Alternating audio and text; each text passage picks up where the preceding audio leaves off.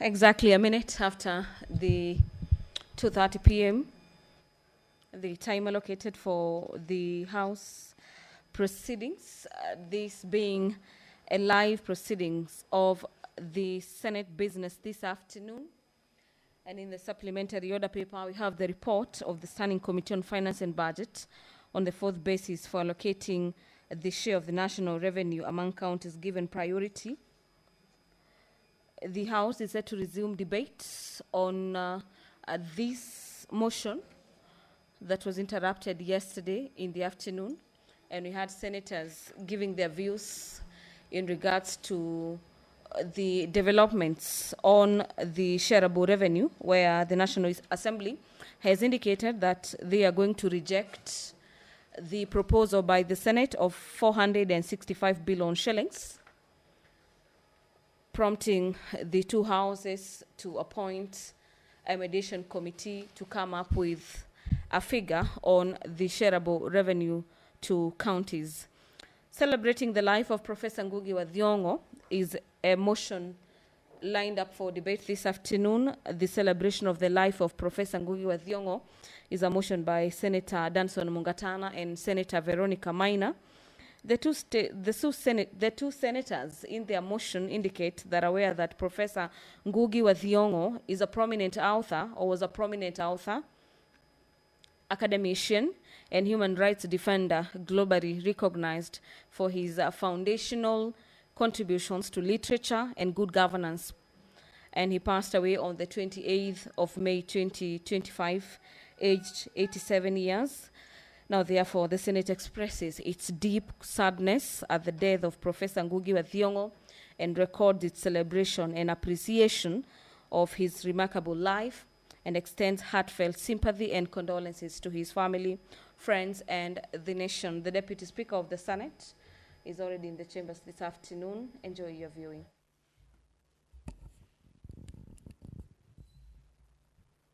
Let's pray.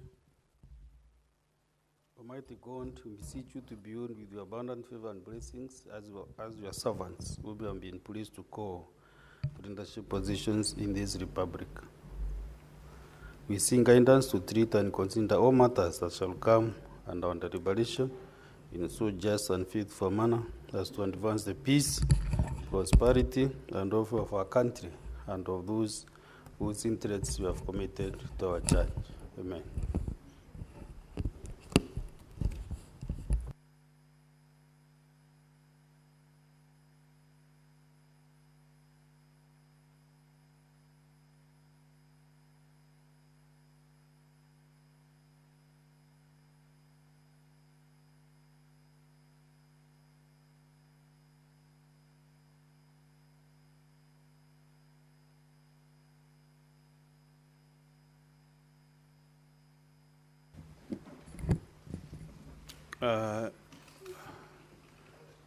Do we have quorum, clerk?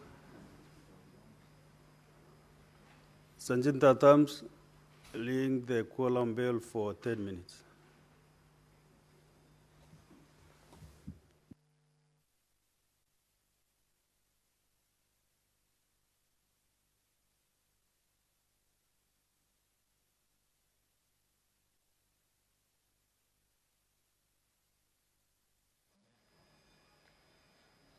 Well, we have already commenced business this afternoon at the Senate, and that quorum bell is an indication that we are waiting for members of the Senate, that being a few senators, to make their way into the chamber this afternoon to allow the House to raise quorum for the House to proceed with its business lined up for consideration this afternoon. The motion on the celebration of the life of Professor Ngugi wa Thiong'o by Senators Danson Mungatana and Senator Veronica Maina is one of the motions given priority in today's order paper.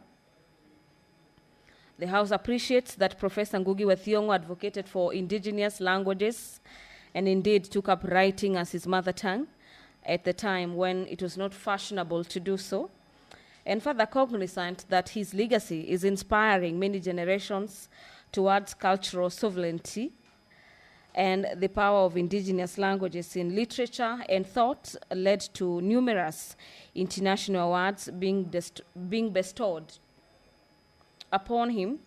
The Senate expresses its deep sadness at the death of Professor Ngugi wa Thiong'o and records its celebration, appreciation, and extends its heartfelt sympathy and condolences to his family, friends, and the nation.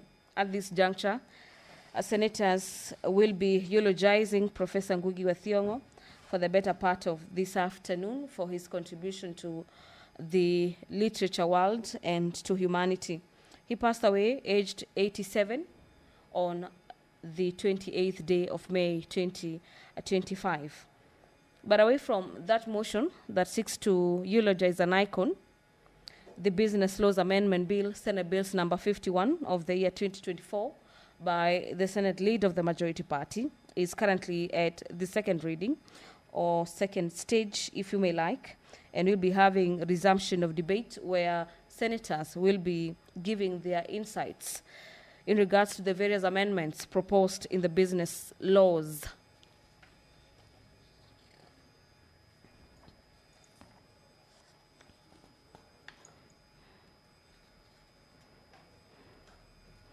The Early Childhood Education Amendment Bill, Senate Bills number 54 of the year 2023, is equally lined up for consideration this afternoon with a number of clauses for amendment. And among them is a clause that requires that the minimum rate advised by the Salaries and Remuneration Commission be reviewed, review of minimum wage, and the qualification of teachers be specified. This is a bill that seeks to streamline the early childhood education sector. It is a bill by Senator for Migori, Senator Eddie Oketch, and the House will this afternoon be considering that bill. Away from that, the other bills that are set for consideration by the House is a Sports Amendment Bill, Senate Bills number 33 of the year 2024, under the Committee of the Whole, where the House will also be considering two other bills. Among them is the Local Content Bill, Senate Bills number 50 of the year 2023 by the Chairperson Standing Committee on Matters Energy, as well as the Street Vendors Protection of Livelihood Bill, Senate Bills number 41 of the year 2023 by Senator S.C. Okenyuri. The county government state, this being the county government state officers removal from office procedure bill, Senate Bills number 34 of the year 2024, that seeks to stipulate the procedure for the removal of state officers from public offices, is a bill by Senator for Kiambu that the House is set to consider this afternoon. And so is the County Government's Amendment Bill number 39 of the year 2024 by Senator George Mbugua. The Labor Migration Amendment Bill number 2, Senate Bills number 42 of the year 2024 by nominated Senator Tabitha Mutinda, is lined up for consideration. But away from those many bills, the House is set to consider the motion on the reports of the Standing Committee on Devolution and Intergovernmental Relations on its inquiry into the state of markets in Vihiga, Bungoma counties, arising from a statement that was sought by Senator Godfrey Osotsi and Senator David Wakoli. This is a motion by the Chairperson, a Committee on Devolution and Intergovernmental Relations, Senator Mohammed Abbas, that the Senate adopts the report of the Standing Committee on Devolution and Intergovernmental Relations following its inquiry into the state of markets in Vihiga and Bungoma counties. This prompt by the Committee on Matters of Devolution to investigate the status of markets arose from statements that were sought by senators from the respective counties. And the Committee on Devolution already tabled its report on the table of the House on the 1st of October 2024. The progress report of the Standing Committee of National Cohesion, Equal Opportunities and Regional Integration following the committee's inquiry on the diversity and inclusivity of the staff composition of state agencies in Kenya, is a motion lined up for debate this afternoon. This is a motion by the chairperson, Standing Committee on National Cohesion, Equal Opportunities and Regional Integration, who also serves as the Senator for Marsabit County, Senator Mohamed Chute. And the committee, through its chair, will be seeking to have the Senate adopt the progress report of the Standing Committee on National Cohesion following its inquiry on the diversity and inclusivity of staff composition of state agencies in Kenya. The committee laid its report on the table of the House on the 3rd day of October 2024. The quorum has been achieved, so kindly allow me to hand over for this live broadcast brought to you by KBC in partnership with the Parliamentary Broadcasting Unit. Enjoy your viewing, and also remember you can catch this live broadcast courtesy of our YouTube channels, that is KBC Channel 1 on YouTube, the Senate of Kenya, and you can also follow up on this live broadcast courtesy of our Signet channels, that is Senate TV.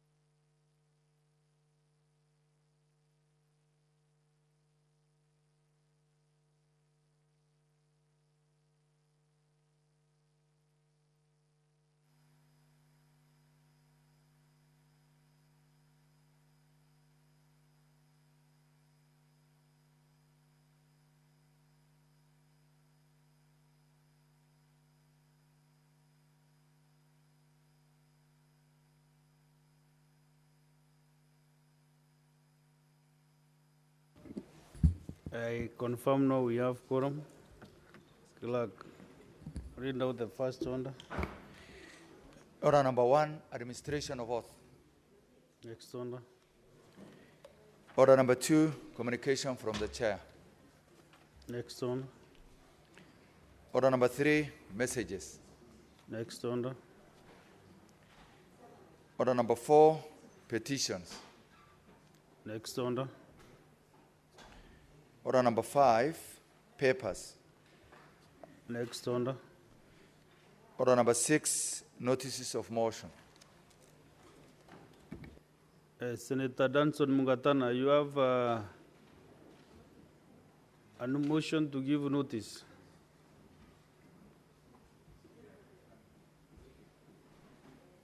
Either Danson Mungatana or Senator Veronica Maina.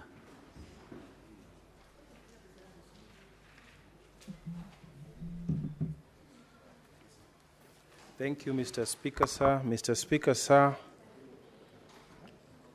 on behalf of myself and the Honorable Senator Veronica Maina, I wish to give notice of the following motion celebrating the life of Professor Ngugi wa Thiong'o.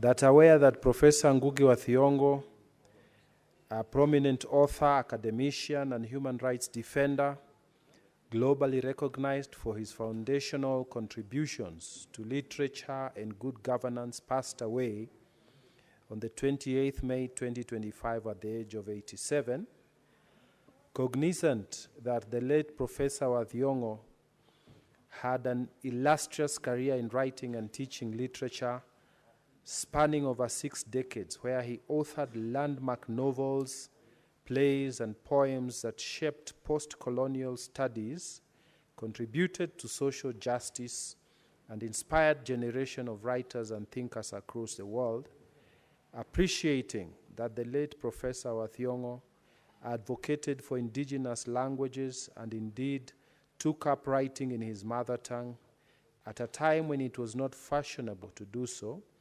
further cognizant that his legacy is in inspiring many generations towards cultural sovereignty and the power of indigenous languages in literatures and thought, led to numerous international awards being bestowed upon him.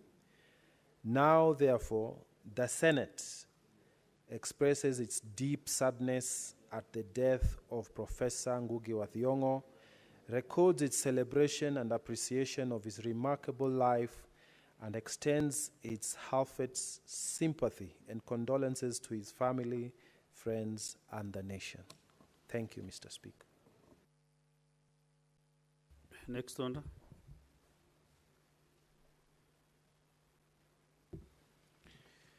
Order number 7, questions and statements.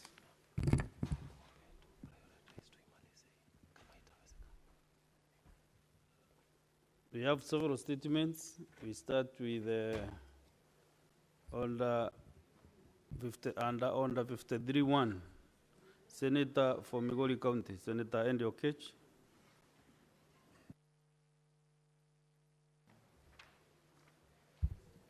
Thank you, Mr. Speaker, for the opportunity. And I raise this as a request of a statement on the status of insurance coverage for hospital assets in Migori County and perhaps also in the country, Mr. Speaker. Mr. Speaker, sir, I rise pursuant to Standing Order number 53-1 to seek a statement from the Standing Committee on Health on a matter of national concern regarding the status of insurance coverage for hospital assets countrywide, particularly those within Migori County. Specifically, Mr. Speaker, the committee should address the following. 1, give a comprehensive overview of the insurance coverage for assets belonging to all hospitals countrywide, with a specific focus, of course, on Migori County. 2, the committee should give a detailed information on the budgetary allocation made by the county executives of Migori for the insurance of hospital assets in the financial year 2023-2024. 3, the committee should further give a categorized breakdown of each hospital asset, its respective insurer, and the corresponding financial commitment. Fourth, the committee should give a list of hospital assets that remain uninsured, if any, and an explanation of the reasons for their non-insurance. And lastly, Mr. Speaker, sir, the committee should give a description of the measures being implemented by the county government to ensure that all hospital assets are adequately insured against any potential risks. Thank you, Mr. Speaker. Senator James Morango. Thank you, Mr. Speaker.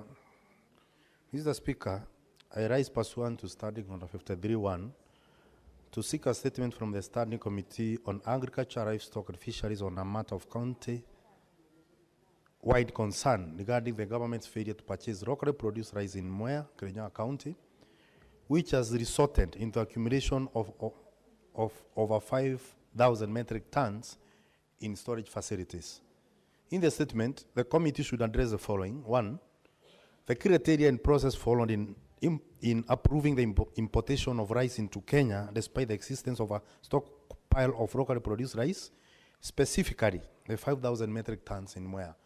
2, whether there were prior consultations with the Minister of Agriculture, the Kenya National Trading Corporation, KNTC, and relevant farmers' organization, particularly those in Mwea, before the importation of rice. 3, whether an assessment was conducted to evaluate domestic rice stocks prior to authorizing the importation, and if so, the committee should provide the findings of that assessment. 4, the reason why the government supports increased rice production through subsidized inputs, yet fails to secure a market for the resulting surplus. And lastly, the measures being taken by the government to protect local rice farmers from market distortions caused by the imported rice. Signed by Senator Morango, Kirinyaga County. Senator Haminda Kibwana.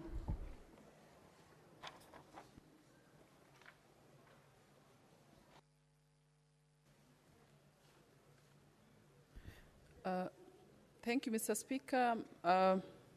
My statement is regarding threat of antimicrobial resistance and its deadly impact on child health in Kenya and across Africa.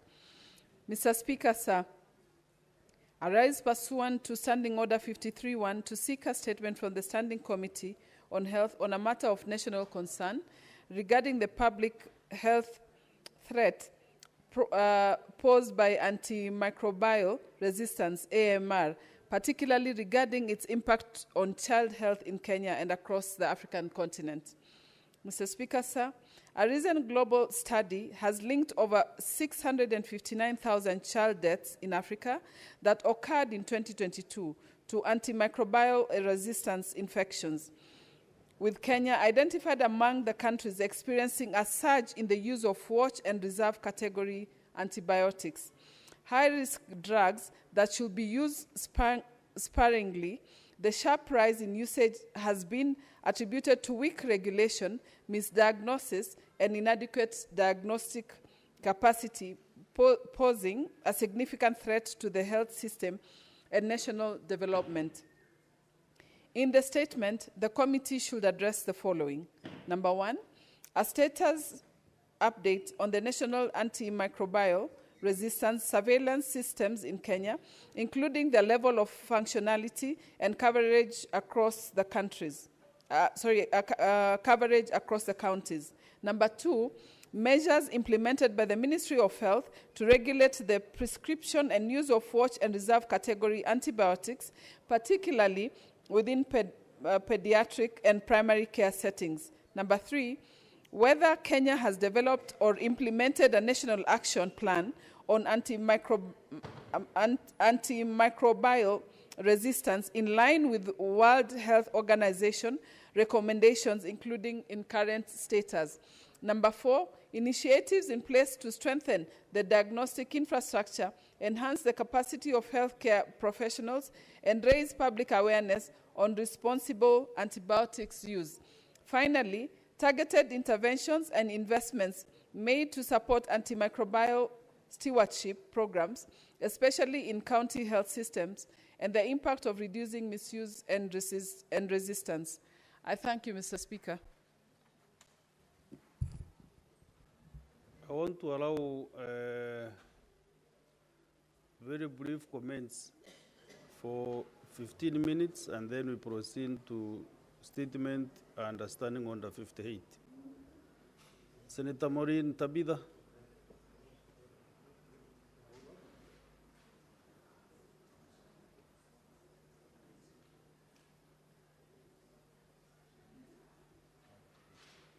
Senator Beatrice Akin. Mr. Speaker, I was waiting for the mic. Thank you. Allow me to start making a comment in regards to Senator Eddie Okech's statement as far as the issue of the status of insurance coverage for hospital assets is concerned, Mr. Speaker. Mr. Speaker, as you know, it's very important for assets to be insured.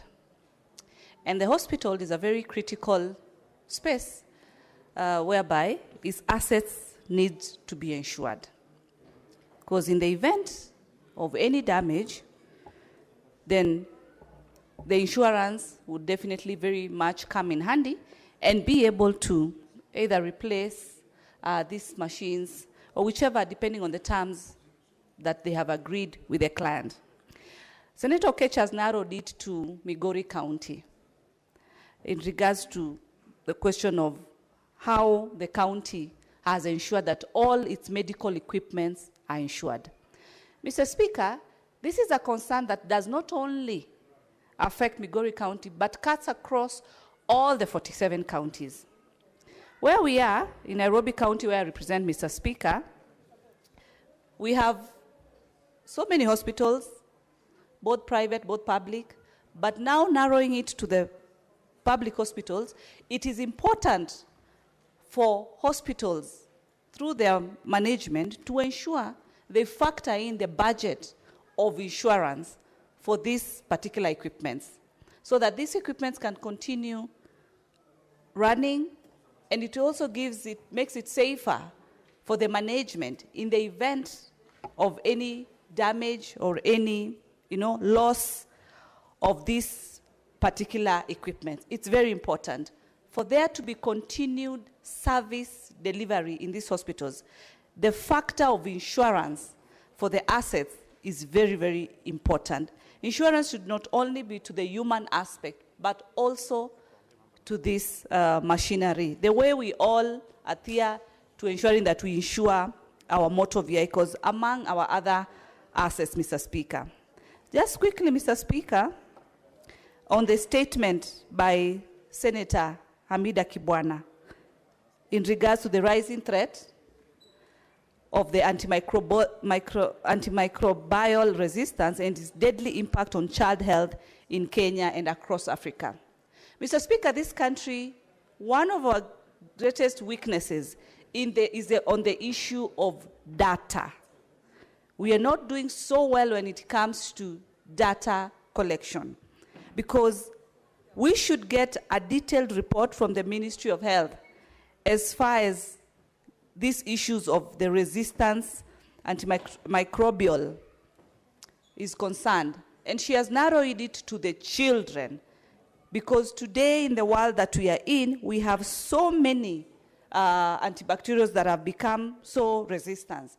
And if we do not move with the current times, as far as the getting the antimicrobiotics and all the medicals, that are needed to be able to fight these particular diseases, we will not be safe and will not be offering a safe space for our children, not only in Kenya, but across Africa.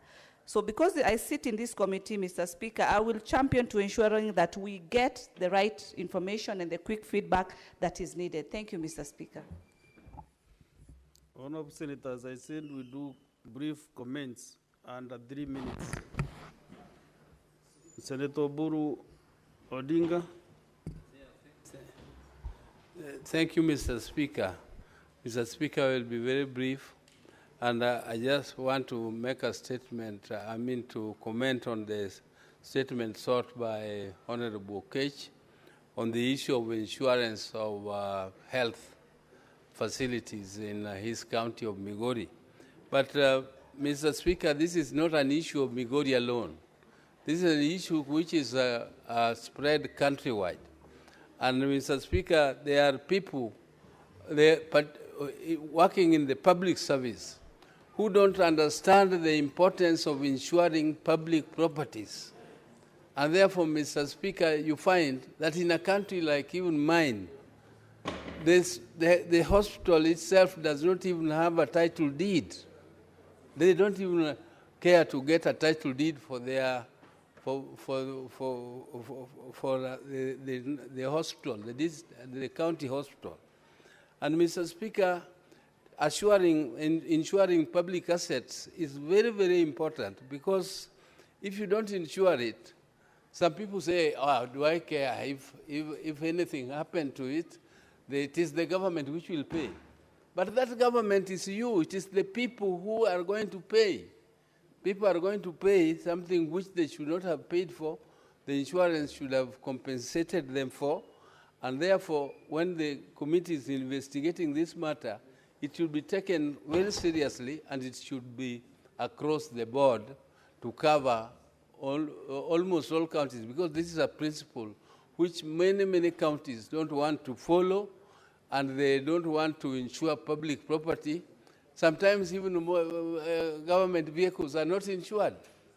So you find that people take public property not seriously. They think that this is something which belongs to the public. And Mr. Speaker, that's all I wanted to comment, and I want to stress the importance of covering public property, particularly health facilities, with insurance. And the committee should be very thorough in doing its work on this particular one. Thank you, Mr. Speaker. Senator Mugatana Danson. Mr. Speaker, I want to make a quick statement on the statement by the Honorable Senator Hamida. Mr. Speaker, indeed it is true that there is a very great concern in the health sector about the rise of antimicrobial resistance. This includes antifungals, increasing resistance to antifungals, to antibiotics, and antivirals. This whole group is put together as antimicrobial resistance. Mr. Speaker, what this means is that the normal medication that we use to treat our colds, our coughs, the normal medication that we use to treat when we get cuts and whatever, if, Mr. Speaker, there is resistance to treatment on these organisms, then we are headed in the wrong direction as a country. Mr. Speaker, as the committee looks at this, they should investigate the role of public information in public campaigns. People have created a habit of buying over-the-counter medication. They take a few antibiotics for 2-3 days, and then they don't complete the dosage.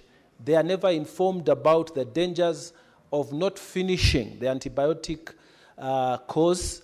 And then we have a problem because these antibiotics become resistant, Mr. Speaker. I think the committee ought to look into this. What is the role of public health information services within this country? What can the director also do to help, especially within the counties that are on the far place areas like Tana River?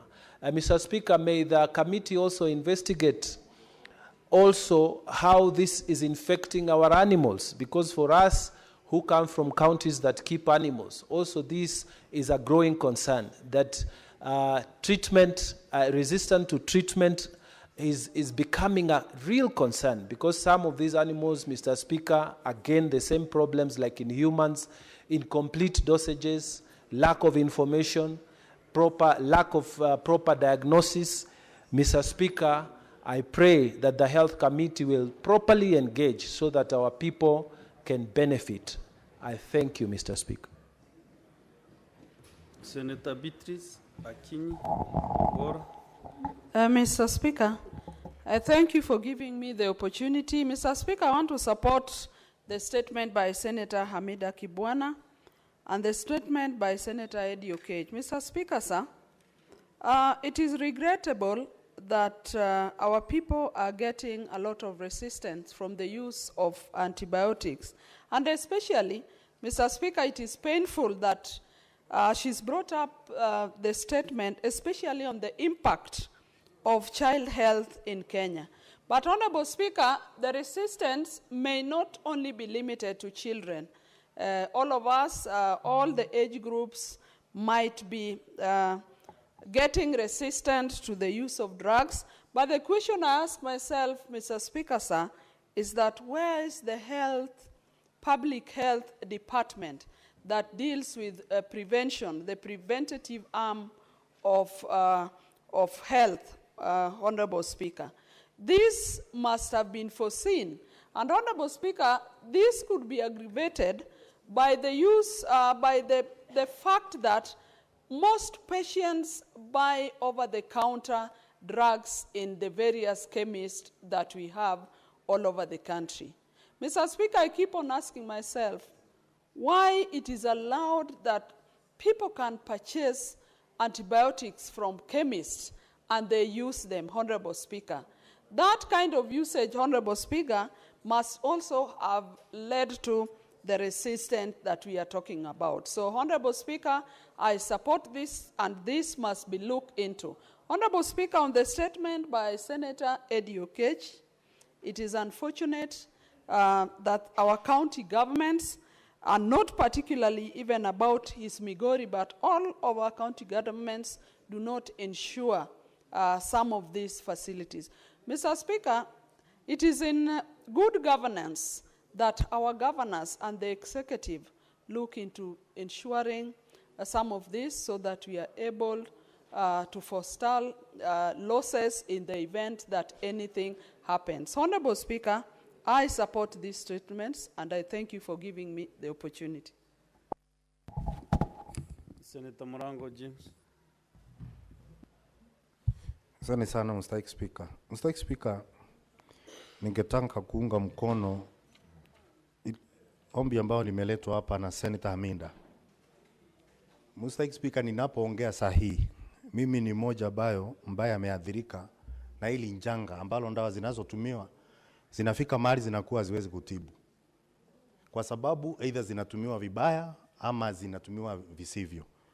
Mstahiki Speaker, zile madawa ambazo zinatumika kuua bakteria katika miili yetu, either iwe kwa wanyama ama kwa binadamu, ikitumiwa venye haifai ama itumiwe zile wanaita generic zingine, zinatuletea matatizo. Lakini pia tuko na taasisi ambao husika ambazo zinafaa kuhakikisha kwamba dawa ambazo zinaingia nchini ni za hali ya juu na zikitumika zitafanya kazi ambazo zinafaa kufanya. Mstahiki Speaker, kwa sababu umuhimu wa dawa ni kuponya, umuhimu wa sabuni ni povu. Kwa hivyo kama dawa zinazokuja hazifai, binadamu wakizitumia zinawaadhiri, taasisi zinazohusika kutoka Wizara ya Afya zinafaa ziwajibike na ziseme ni kwa nini.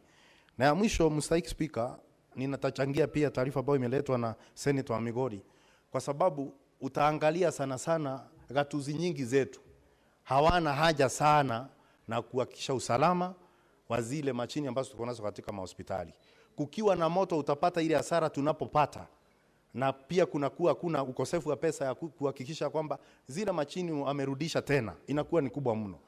Kwa hivyo kuhakikisha kwamba hakuna hasara, serikali za gatuzi zinafaa zihakikishe kwamba zimechukua bima kuhakikisha kwamba kukiwa na janga lolote hakuna kupoteza zile machini ambazo tuko nazo katika hospitali zetu. Asante sana Mstahiki Speaker. Senator Kisang William. Thank you, Honorable Speaker. Honorable Speaker, I want to make comments on the statement by Senator from Migori. Honorable Speaker, you'll be surprised when we get reports from the Auditor General from the counties. Honorable Speaker, it is pathetic, and we are not even surprised. All the counties, almost 100% of them, Honorable Speaker, they have not insured the medical equipment. They don't even have paperwork in terms of titles, logbooks for some of the property they have, Honorable Speaker. There is no even valuation. They have not even valued. They don't have any valuation role or even a fixed assets register, Honorable Speaker. Honorable Speaker, it is important to ask the governors to do valuation for the assets they have, insure them, because, Honorable Speaker, as colleagues have said, if by bad luck a building gets burned down, what will happen? And we don't have resources. The resources are scarce. So they are supposed to insure so that they can be compensated by the insurance companies who will have taken the underwriting, Honorable Speaker. This is something that they need to do urgently. Maybe as a house we need to get a motion so that we can do a resolution to compel them to do asset valuation, get the paperwork for the buildings, for land. You can imagine some of the hospitals, Honorable Speaker, they don't even have title for where the hospitals are sitting, Honorable Speaker. By bad luck, somebody can decide to allocate themselves. You know, you can get some rogue governors and allocate themselves some of these land, Honorable Speaker, and it is serious. I want to commend also the one by Senator Mita, Honorable Speaker. It's also important for us to be disciplined. The problem also, we lack discipline as Kenyans. Why are we going to the chemist and buy antibiotics without prescription? This is basically also a lack of discipline. We need to be disciplined, and we need to teach our children from early childhood, from ECDs all the way primary school and secondary school, so that by the time they become adults, they love some values. The reason why we are buying these things directly from chemists without even seeing the doctors, it's because of our values, Honorable Speaker. Thank you. Senator Abbas Sheikh Mohammed.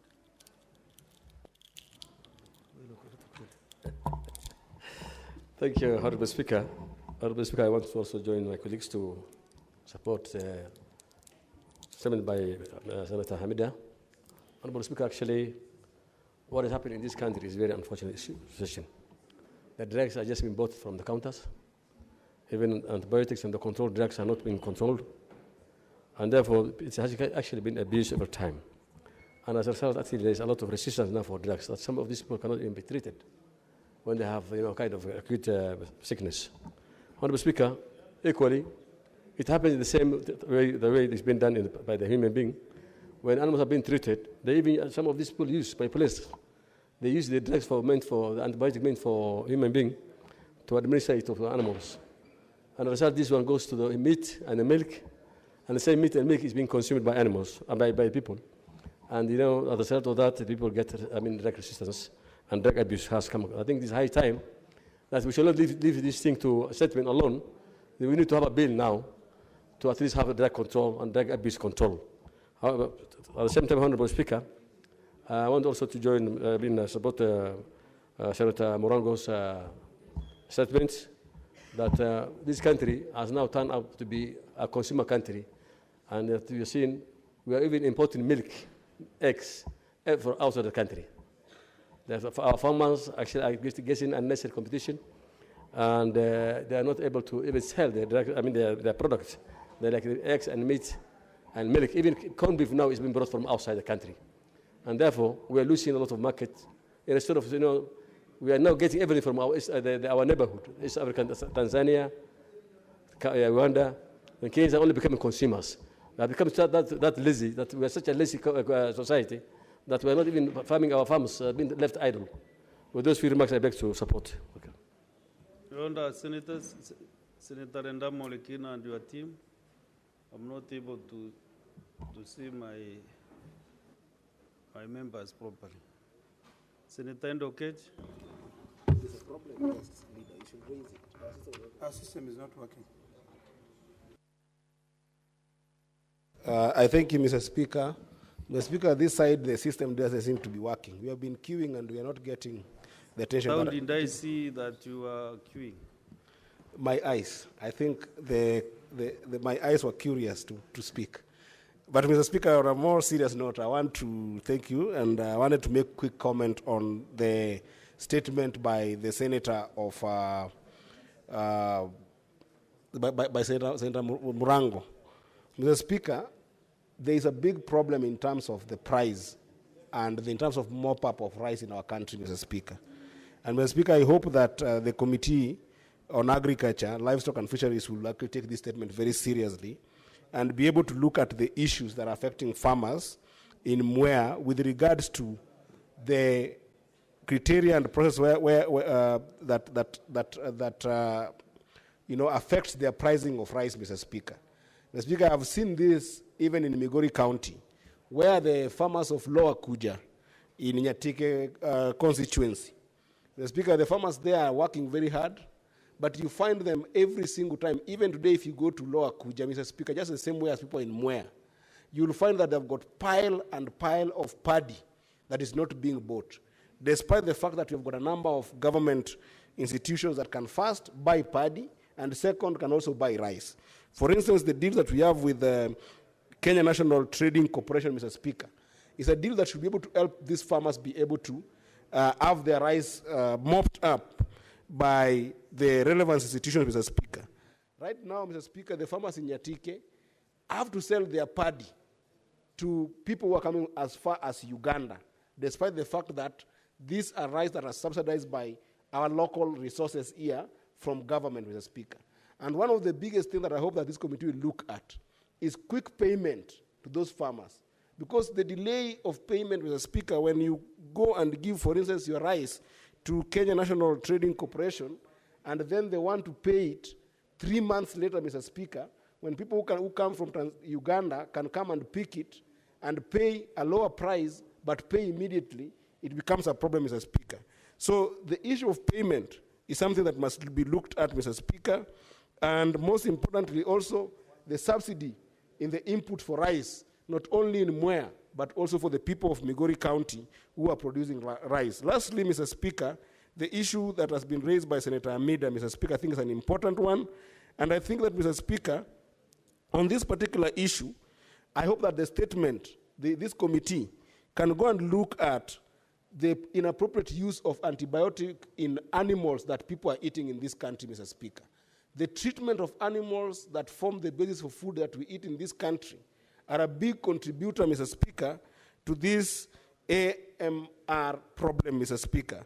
But also the issue that my friend Senator Kisang has talked about, Mr. Speaker, on just the misuse and overuse of antimicrobials, Mr. Speaker, where people are just getting antibiotics from every mushrooming chemist shops that we have in the country, Mr. Speaker, is something that must be looked at, and a proper assessment must be done, Mr. Speaker. I thank you, as I support the two statements. Senator Chute Mohamed.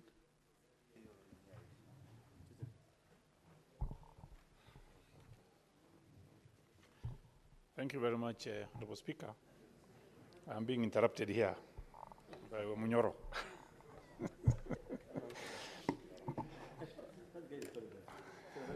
Honorable Speaker, let me also take this opportunity to support the statement. What is your point of order, Senator Abbas Sheikh? In order for Honorable Speaker Chute to call the Honorable Senator Minjoro Dangwa, I think he should apologize to that level. This is Honorable Senator Dangwa. No, it's not a compliment. Yes. Unfortunately, my ears did not capture that one of Munyoro, but the Chute can clarify what he said. I did not hear that. If, Honorable Speaker, you didn't hear, that means Abbas has a problem with his ears. So, Honorable Speaker, the statement by Senator Morango, you know, consumption of rice has increased in this country. The consumption is 1 million tons per year. What Kenya can produce is only 230, Mr. Speaker. And what Senator Morango is talking about is the stock that is now in the stores. And what the government should do is to, and the government has promised to buy everything that is in store in Kirinyaga County. Honorable Speaker, this country has a deficit of 770,000 metric tons. And I want to ask Senator Morango to appreciate also what the Kenya Kwanza government has done. Kenya Kwanza government, Honorable Speaker, have increased the production of rice from 190 metric tons to 270 metric tons. And this production increased mainly because of issues of fertilizer, cheap fertilizer, and also dams that are being built in this country. Honorable Speaker, by 2032, according to Kenya Kwanza government, we'll be having sufficient rice for Kenyans, especially people from Wajir, Mandera, Marsabit. These are normally our staple food. And this is due, Honorable Speaker, to efforts by His Excellency, the President. Mwache Dam is being built, which is in Kilifi. Tuchi Dam, Embu, Embu, You saying point of order or point of information? I don't want him to inform me for now, Your Honorable Speaker. You want to be I want to informed? I want to conclude because of time, Honorable Speaker. Okay. So, Honorable Speaker, He there has is declined. You are- Honorable Speaker, there is PPP on Galana Kulalu, which is now. Yes, Senator Mohamed Faki, what is your point of order? My point of order is that Mwache is in Kwale County, not Kilifi County. You are misleading the House, Senator Marsabit. That is point of information which I have refused before. So go and check your facts very well. Honorable Speaker, we have Sioi Dam, Tuchi Dam in Embu also, and this is going to increase production from what we are currently having, 270 tons to maximum of 1 million tons. Honorable Speaker, I want Senator Murango to go slow and wait for another 5 years to see what this Kenya Kwanza government will do. Thank you very much, Honorable Speaker. Senator Mariam Sheikh Omar. Thank you, Mr. Speaker.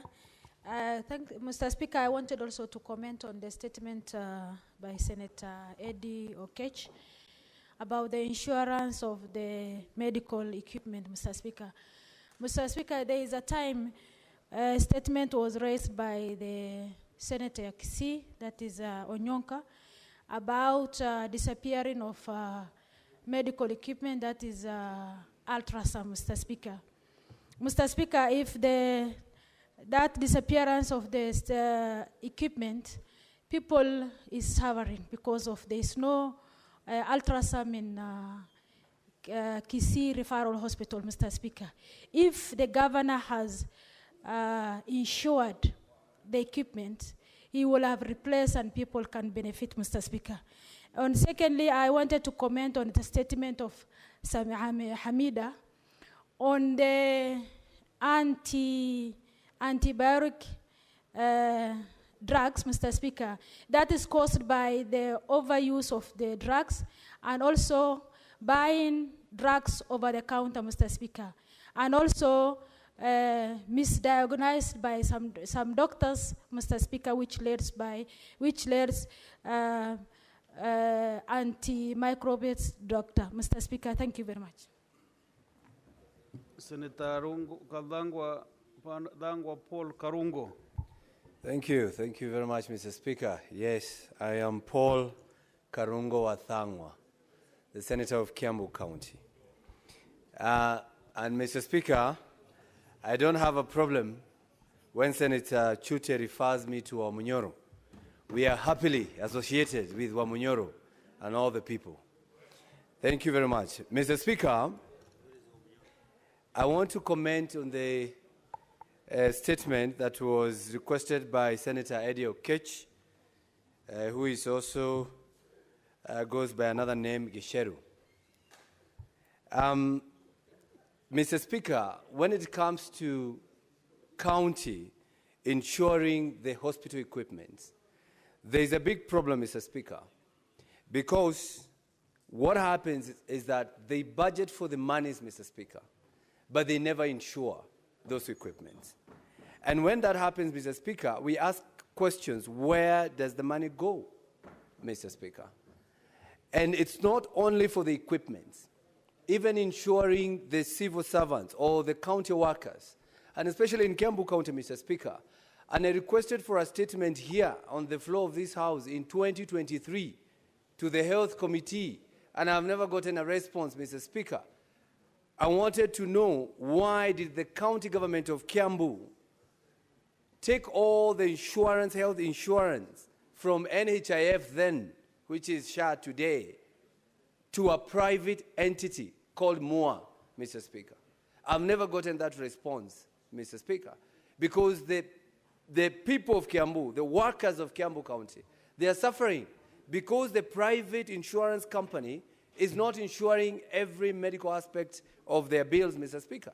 So there is an issue that, as we look into this issue, the chairman for health, the one you referred the statement to, they must also answer to the floor of this House why would we allow counties to insure their workers to a private entity, Mr. Speaker? Mr. Speaker, in regards to the health issues, Kiambu is also suffering, Mr. Speaker, because of the ongoing doctor strike, Mr. Speaker. And I know you saw it in the social media or on your TV that a father lost his child, holding his child in a hospital called Igegania, Mr. Speaker. And sometimes we are blaming the doctors, yet it is not the doctors who are to blame. It's the government that is not paying them their salaries. It's the government that is delaying their salaries.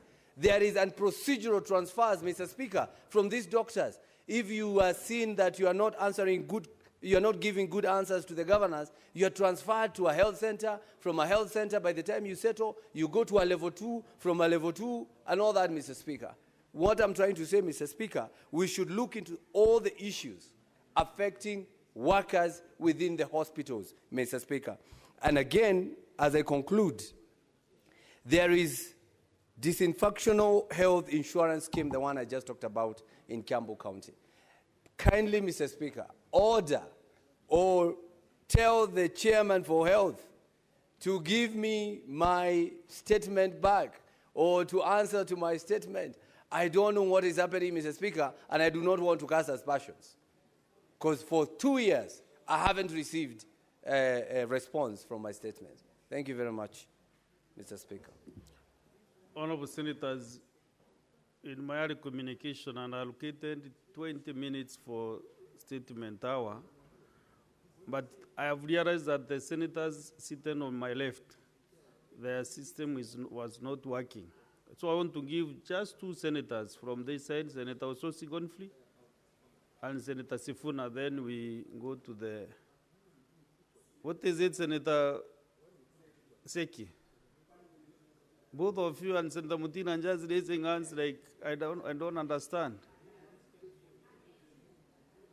Senator Ososi.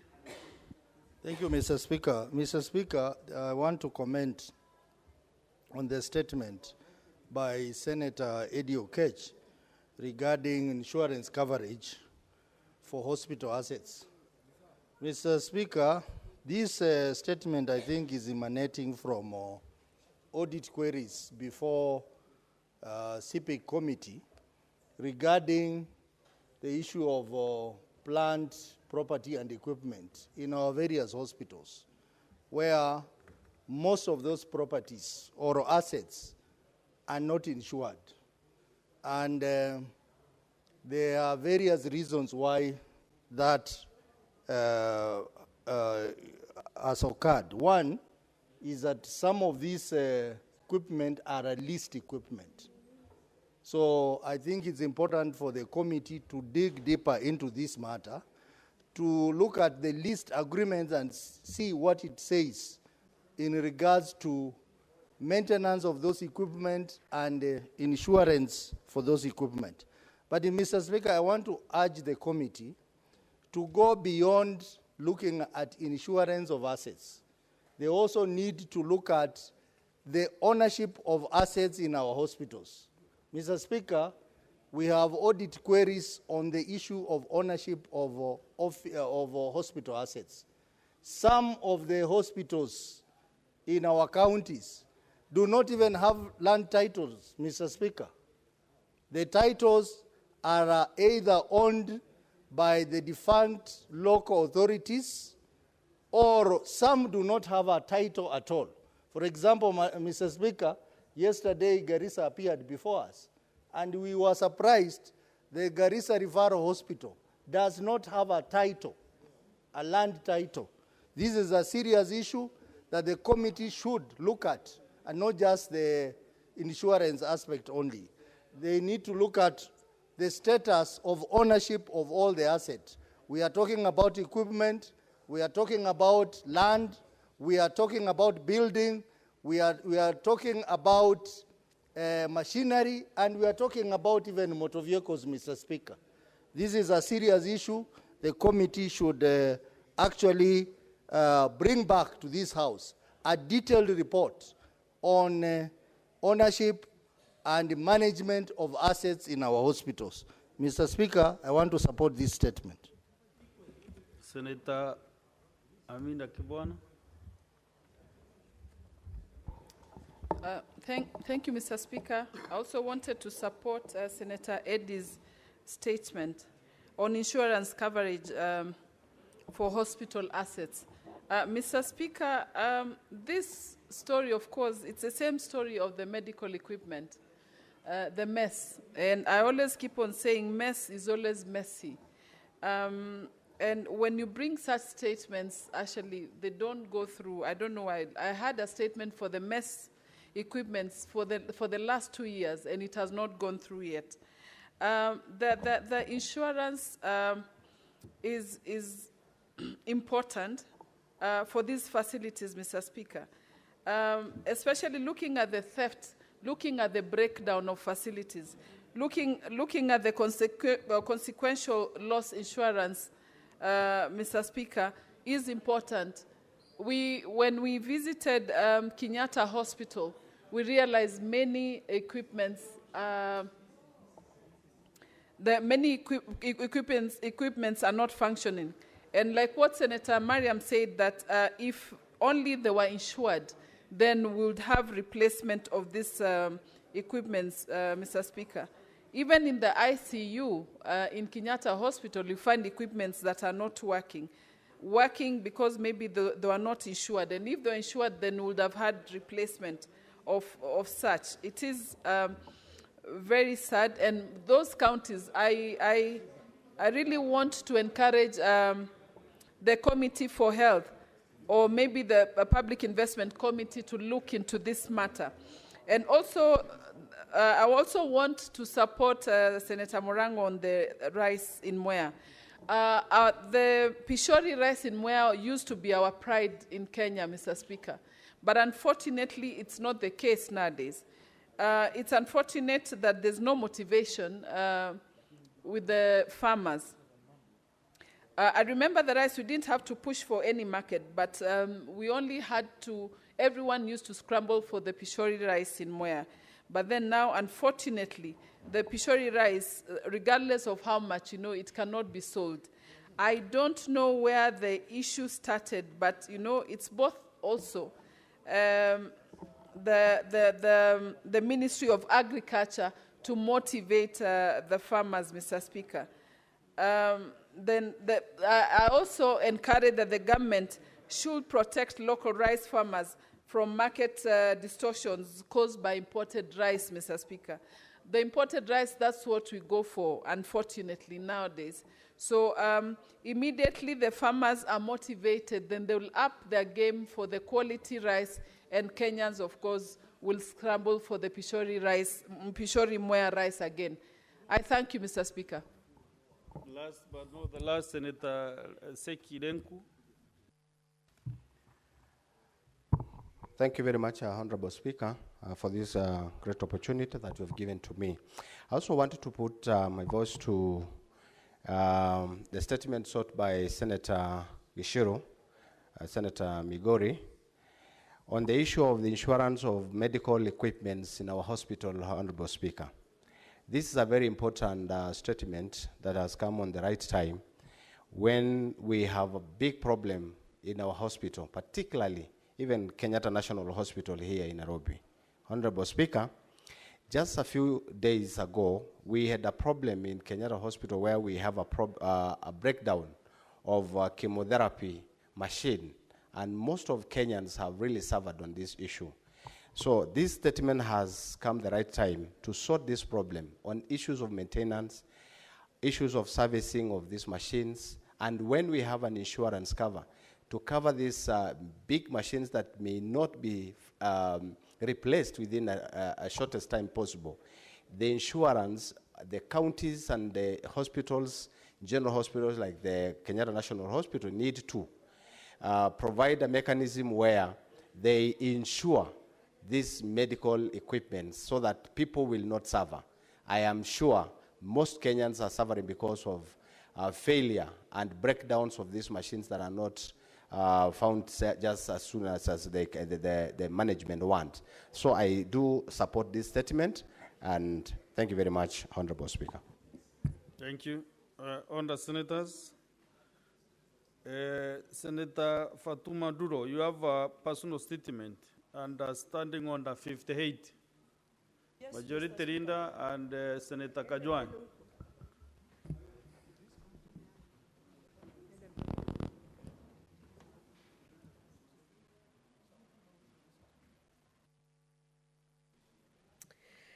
Thank you, Mr. Speaker.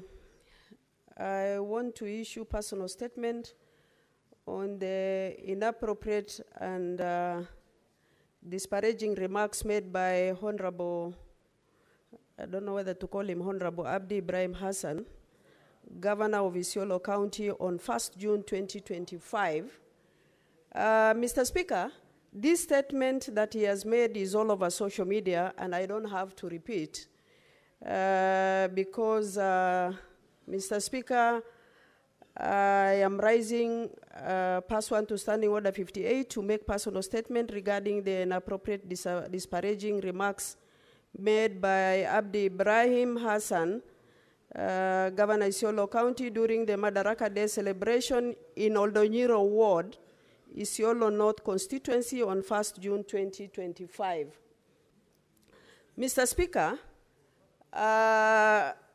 as a senator, my constitutional responsibility is to serve the people of Isiolo County, uphold transparency, and ensure accountability in all county government operations. I am constitutionally tasked with exercising oversight over county government functions to safeguard the interests of the people of Isiolo County. The responsibility has come with great challenges, including inappropriate attacks on my character designed to deflect attention from the legitimate governance concern that I raise from time to time in the House and also at the county level. Mr. Speaker, this statement has been repeated twice because the first one was last year where... Senator Nduro, can you just read the statement which has been approved? Because there is a reason why... I wish to bring to the attention of the House that during the recent Madaraka Day celebration in Oldonyiro Ward, Isiolo County, Isiolo North constituency, the governor of Isiolo County made deeply inappropriate, sexist, and defamatory remarks about my person. The governor made crude and vulgar insinuations that are false, malicious, and constitute a clear example of misogyny deployed to discredit women in leadership. Mr. Speaker, since the loss of my husband, I have conducted myself with dignity and continued to serve the people of Isiolo County with unwavering dedication. The residents of Isiolo County know my character and can attest to the diligence, committed, and honor I have demonstrated throughout my years of service. Just a minute, Senator Kajwang and your team, kindly allow Mr. Speaker, to read a statement. What makes this incident particularly gracious is that the personal attack occurred during Madaraka Day, which is meant to commemorate our nation's progress and address legitimate concerns. During the celebration, community representatives raised critical questions about patterns of promising and delivering on development projects, specifically highlighting concerns about education relief and mismanagement of county funds. Instead of responding to those genuine concerns and legitimate demands for accountability, the governor chose to deflect through character assassination and resorted to sexist insult.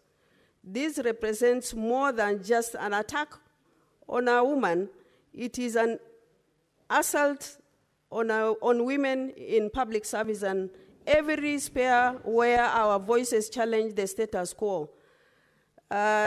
These tactics are designed to humiliate and silence us, discourage accountability, and maintain systems that resist democratic participation.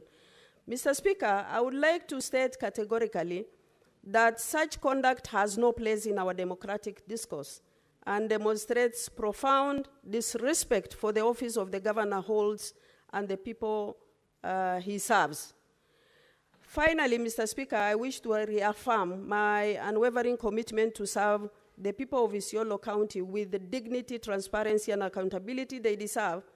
And no amount of political bullying or character assassination will deter me from my constitutional oversight duties. I thank you, but Mr. Speaker, I really felt actually limited as far as this matter is concerned, because what the governor said really touched on my character. If I am actually not allowed to say much, then it means it's also discriminating on my right. But I think the House should actually look at Standing Order 101 to be able to allow us to discuss these matters. But let me tell Isiolo County people that I am ready, whatever it takes, because there is so much intimidation, Mr. Speaker, that is going on. This guy has killed that county. He is unfit to hold an office in any part of this country. And something needs to be done. And I have said this severally, but abusing, in fact, this afternoon, yesterday, Mr. Speaker, he insulted Chair Gender Commission after she has posted something on her Twitter page. Clearly, this is a man who has no respect for anybody within that county. But I hope in future, this House should be able to amend Standing Order 101 to be allowing us to discuss such characters of governors. The issues of actually drugs. Mr. Speaker, this guy is supplying drugs within Isiolo County, where our youths are being actually killed by these drugs. It is shameful. The security agencies are sleeping on their job, Mr. Speaker, and I must say this. He must be brought to books because he's killing our youths and he's stealing our funds within Isiolo County, Mr. Speaker. I thank you. Don't be encouraged by majority leader to disobey the chair. But want to give at least 2 senators. Just Senator Kamal, Professor Margaret Kamar. Thank you. Thank you, Mr. Speaker, for this opportunity. Mr. Speaker, I rise to support the statement and condemn the actions of the governor of Isiolo in the strongest terms possible. It is very sad that a governor who is supposed to be His Excellency can talk a language in front of children, in front of grown-ups, that cannot be repeated in this House. We cannot repeat those words, but we have them in our social media. It is a shame, and I started sympathizing with the people of Isiolo. How did they go to the polling station the morning they went to vote? Were they conned to believe that they are voting for a honorable member? It is a shame. Mr. Speaker, only 2 things. Number 1 is that the attack that he made included threats using youth or inciting youth to go after women leaders is something we cannot accept in this country. This is a country that is democratic, and if he had anything to say, he should have said in a manner that he would have corrected what he wanted to correct. But for him to tell youth, young people, to go after women leaders in this country, that is unacceptable, and we want to denounce it in the strongest words possible. Number 2, Mr. Speaker, I want to make it clear that this one also has to do with the oversight that is accelerating very well in this House. Senators have gone out, committees have gone out to deal with oversight. And I say this because I have been approached by a member, by somebody from Isiolo, who has told me, talk to your friend. Why is your friend trying to get the governor to come before very many committees in the House? That is not the job of Senator Dulo. It is the job of the chairs of the committees. And I told the same person, messenger, whoever was sent to me, that it is not about Senator Dulo. It is about the oversight of the various committees. Because no member here can can incite committees to question in a particular way. In fact, when we are dealing with governors, Mr. Speaker, the host senator is a friend of the committee. But I want to say this because it is not just the senator, it's not only the governor of Isiolo. There is this belief by governors that whenever they are invited to come before committees, they are coming before committees because the host senator has said so. Mr. Speaker, on record, and with this can be quoted from our education committee, a governor came before us and said, before I say anything, and fortunately or unfortunately, I was the chair at that point. Fortunately, he said, before I say anything, I want it to be very clear that I will never answer a question from my senator. That is in record in this house. How can a governor come and dictate to a committee that they don't want the senators, their host senators, to talk? Mr. Speaker, maybe we also went viral on that one because I also responded. And I said, listen to what you have told us before you repeat it, because I want you to repeat what you have said. He couldn't repeat it because he knew I was going to tell him either you go or the senator also has a chance. We cannot, it was unbelievable to us as a committee. We looked at him in shock because we did not know what had transpired between him and his senator. But he was very clear that he did not want the senator to ever say anything. This is going to be in our report when we bring the report of the governors that we have seen, because after 15 we are going to bring an update from the Committee of Education. But what is this that the governors are hiding to the extent that they want to fight with their senators because of oversight? I see a lot of oversight issues that the governor of Isiolo is trying to hide. In this house, we have had occasion when committees have invited the governor of Isiolo and he has refused to come to the house. We have not done it in our committee, but we are going to dare invite him because we are going to invite all the 47. I think, Mr. Speaker, this house has to take their oversight very seriously, and we want the chairs of the committees to be very clear about oversight, that this must be done neutrally. We did, the governor I'm referring to decided to settle down when the members said, we must have our friend, your host senator here, and he will ask questions around education. We are not interested in what's going on between the two of you. That is when he managed to listen. But what are we talking about? We are talking about people who have decided to go rogue, governors who have refused to be accountable, governors who have refused to be transparent.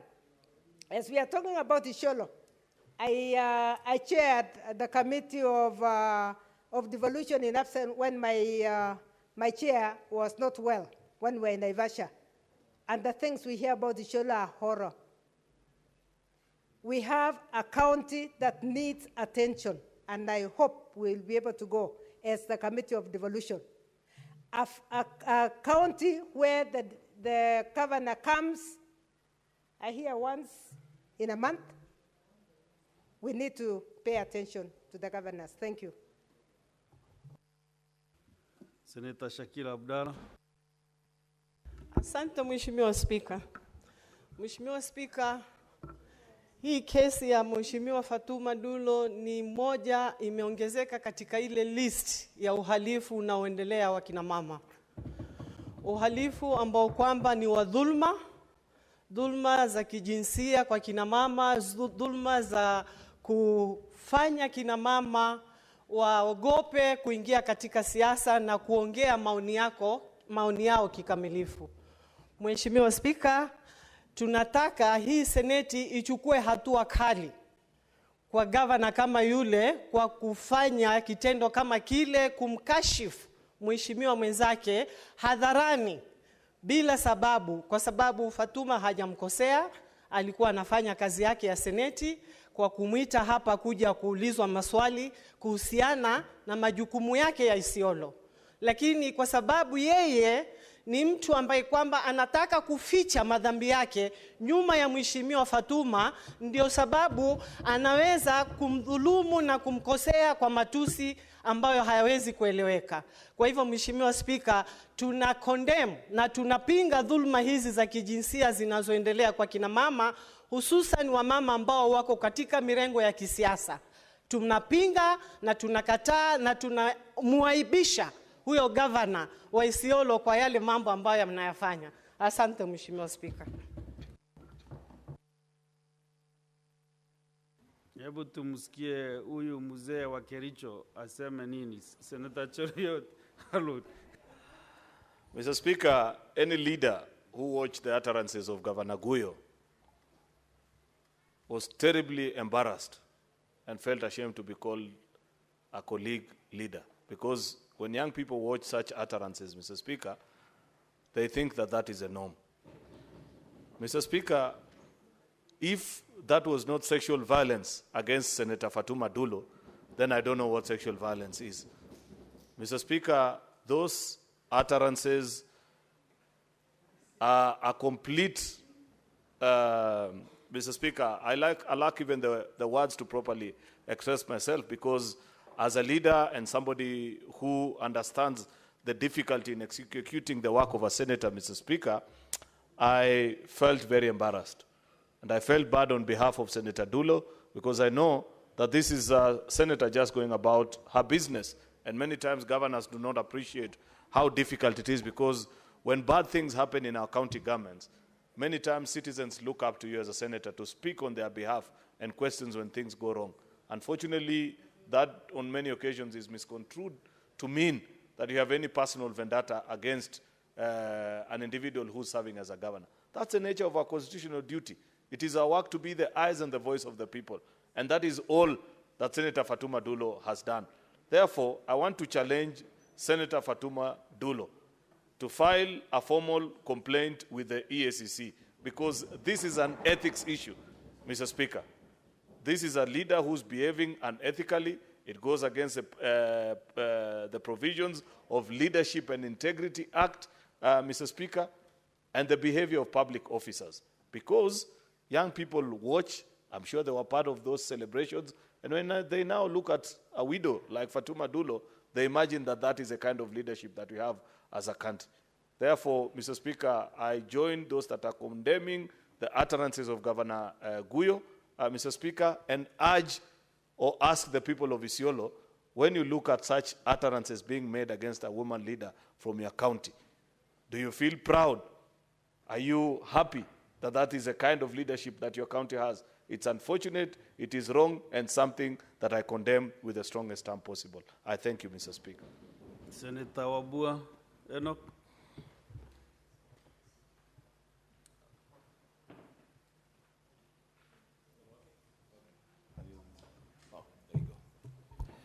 I thank you, Mr. Speaker, for this opportunity to also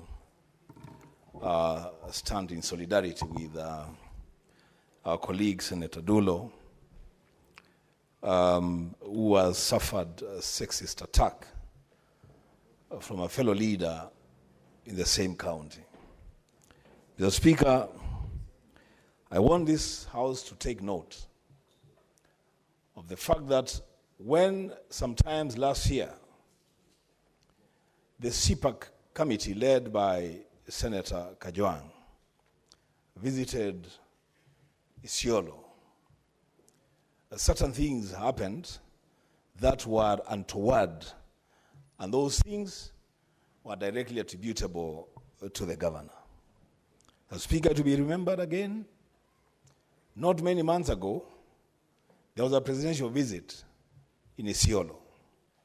Again, certain things happened that were unbecoming of a leader of the stature of a governor in the visit of a president in his county. Mr. Speaker, the latest attack, direct attack on Senator Dulo is not just an attack on Dulo as a person, is an attack on women leadership in this country. To some extent, it is an attack on this House. The Speaker, what bothers me most is that this attack is coming at a time that the Senate is grappling with the issue of the formula for sharing revenue to counties. Senator Dulo, our colleague, who is one of the highest ranking members of this House, coming from a small county called Isiolo, is taking the lead in persuading our colleagues to give more money to Isiolo so that the county, Mr. Speaker, can be viable. And here is a leader who is trying to fight for our county to send money to a governor who is attacking her on the basis of sex, Mr. Speaker, or gender. Mr. Speaker, I want this House to perhaps think through how to deal with the governor of Isiolo. And the starting point would be maybe for the senator from Isiolo to invoke Standing Order 110. We begin there, so that we do an adjournment and just have a conversation about the governor of Isiolo and how we are going to deal with him as senators, because as I said, an attack on Dulo is an attack on all of us. I thank you, Mr. Speaker. As we conclude, Senator Ezena Ramaletian.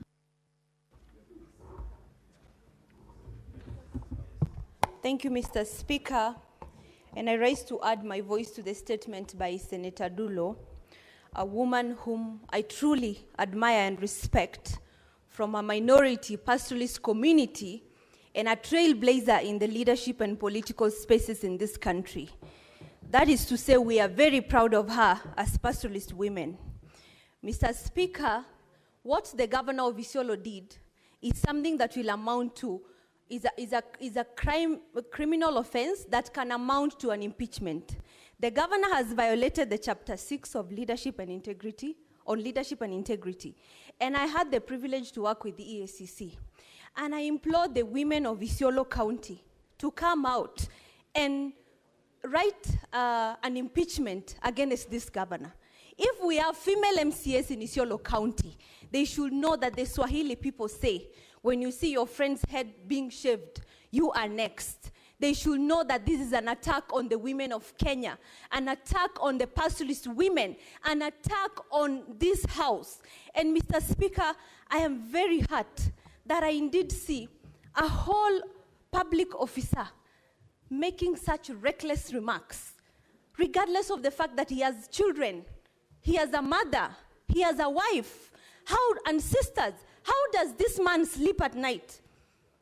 Mr. Speaker, this is what has normalized sexual harassment and cyberbullying, always making women the objects of sexism in this country. And it's disrespect to the women leadership. And Mr. Speaker, I just want to urge those Kenyans who are also involved in this, that you better have facts of what you say about people. I have personally borne the brunt of this nonsense being peddled online.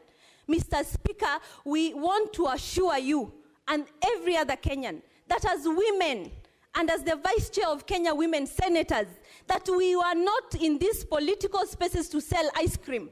We are going to fight because we belong to these spaces and nobody will intimidate us. Mr. Speaker, there is a purpose and a reason why they call things private. When you hear of a private land, no trespass. Private parts, no trespass.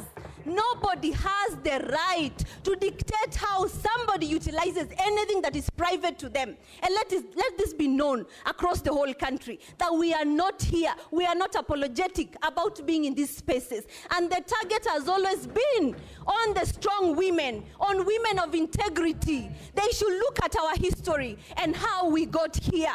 We got here because we did not compromise on integrity. And as a pastoralist woman from Baragoi, I am ready to take anybody who brings that nonsense to me head on. And I urge my big sister Fatuma Dulo.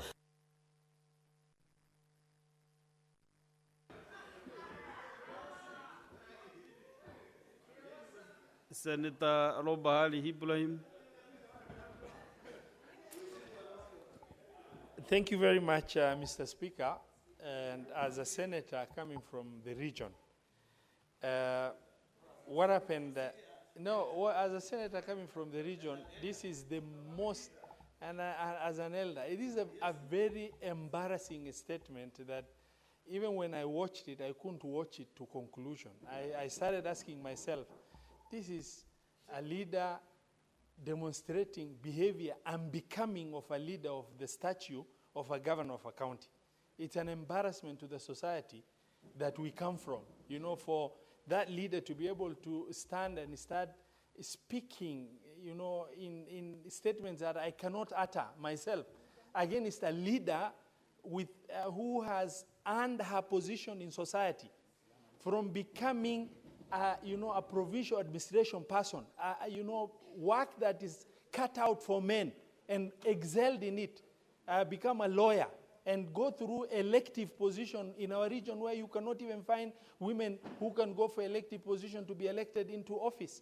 And to stand as a young man, start making statements that are un-African, statements that are un-Islamic, and is a leader of the entire county in an attempt to try and get some political mileage out of it.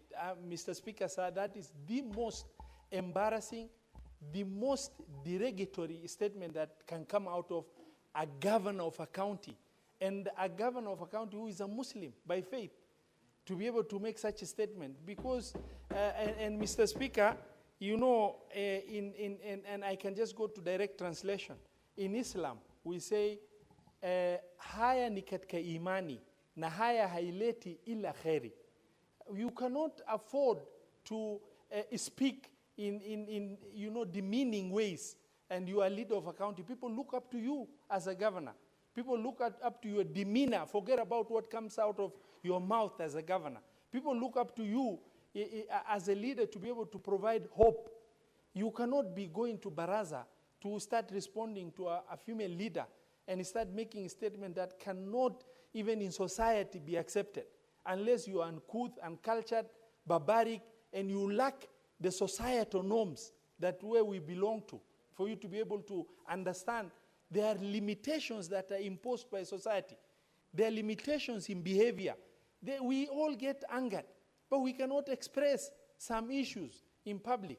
We have to be limited, you know, by the inbuilt realities of the society we belong to. Mr. Speaker, sir, I, you know, condemn with the strongest words possible what the governor of Isiolo County has really uttered towards our honorable senator, who is very... Yes, Honorable Senators, I understand the interest on this matter, but we have to conclude with the now Kiwosa Chair, Senator Minda Kibwana. It's formal Chair. Are you the Chair? Can you confirm? I want to say, Mr. Speaker, former Chair, I stepped down. Senator Veronica, kupatia hao wengine nafasi. Bwana Speaker, asante kwa kunipa hii nafasi. Kusema kweli, Mr. Speaker, hili jambo lina uchungu kama sisi kina mama, lina uchungu kama wanawake, lina uchungu kwa huyu bwana governor kumvua mwenzetu nguo. Na hata mimi nauliza, kweli yeye yuko na mama, yuko na dada, yuko na wasichana, yuko na watoto. Kwa yeye kama mtu mzima kusimama na kama kiongozi gavana kusimama kuzungumza mambo hayo kwa Senator Dulo. Na shangani nani alimueleza kuwa Senator Dulo anatafuta? Na kama Senator Dulo anatafuta, kwani yeye mwenyewe hawezi kujipatia? Na chochote kile alikuwa akizungumzia ni mambo ya kindani ya mtu mwenyewe. Bwana Speaker, nashangaa huyo governor siku hiyo akizungumza alikuwa yuko sawa ama alikuwa ametumia mihadarati. Kusema kweli hakuwa kwa akili timamu ya kuweza kuzungumza maneno kama hayo. Bwana Speaker, kama sisi wanawake tunashtumu vikali na tunaumia sana, na kusema kweli na sisi sote vile ML Aaron amesema kuwa lazima ichukuliwe hatua kwa governor na huyu gavana, Bwana Spika, tumeona mwenendo yake kwenye komiti zetu. Tukimuita hawezi kuja, anatoka anazungumza mambo mengine mabaya, mambo ya komiti, kuwa hawezi kuitwa na komiti hawezi kuja. Bwana Spika, tumeona mwenendo ya bwana gavana, na mimi nataka kusema jamani, kwenye mental health ya Kiswahili, mental health ya akili, mimi naomba aweze kuangaliwa, kwa sababu nime champion hiyo Bwana Spika kwa Seneti, na nimesema kuwa lazima hii mental health akili taathira nimerekebishwa kuwa lazima iangaliwe kama yuko sawa, na mimi naomba akutane na madaktari ili waweze kumsaidia. Mr. Speaker, hii si matusi kwa Seneta Dulo, si aibu ama uchungu kwa Seneta Dulo, ni uchungu kwa wanawake wote Kenya nzima. Kwa hivyo tunaomba Bwana Spika kuwa haya maneno yasiishie hapa, lakini tuendelee nayo na tujue ni hatua gani itachukuliwa. Na sisi wanawake tutajipeleka kotini kama haitoendelea. Tuko tayari sisi sote kushikana sote pamoja ili twende tufuatilie hii mambo, na tutakutana, tunamwambia bwana gavana tutakutana naye kotini. Asante sana. Asante. And now we go to the... Okay, we defer, been approached by the chair, Budget and Finance, that there are some issues to be sorted out on pertaining the order number 8, business and order number 8, so that is deferred. Now we go to order number 9. Clerk.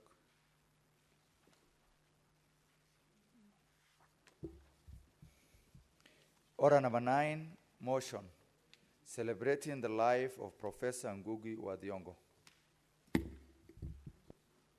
Senator Mungatana Danson. Thank you, Mr. Speaker. Yes, Mr. Speaker, I raise to move this motion celebrating the life of Professor Ngugi wa Thiong'o. Mr. Speaker, this motion is sponsored jointly by myself and the Honorable Senator Veronica Maina. The motion reads that aware that Professor Ngugi wa Thiong'o, a prominent author, academician, and human rights defender, globally recognized for his foundational contributions to literature and good governance, passed away on the 28th May 2025 at the age of 87. Cognizant that the late Professor wa Thiong'o had an illustrious career in writing and teaching literature spanning over 6 decades, where he authored landmark novels, plays, and poems that shaped post-colonial studies, contributed to social justice, and inspired generations of writers and thinkers across the world. Appreciating that the late Professor Ngugi wa Thiong'o advocated for indigenous languages and indeed took up writing in his mother tongue at a time when it was not fashionable to do so. Further cognizant that his legacy in inspiring many generations towards cultural sovereignty and the power of indigenous languages in literature and thought led to numerous international awards being bestowed upon him. Now, therefore, the Senate expresses its deep sadness at the death of Professor Ngugi wa Thiong'o, records its celebration and appreciation of his remarkable life, and extends its heartfelt sympathy and condolences to his family, friends, and the nation. Mr. Speaker, for those of us who grew up in the shadows of this great man during those days when we studied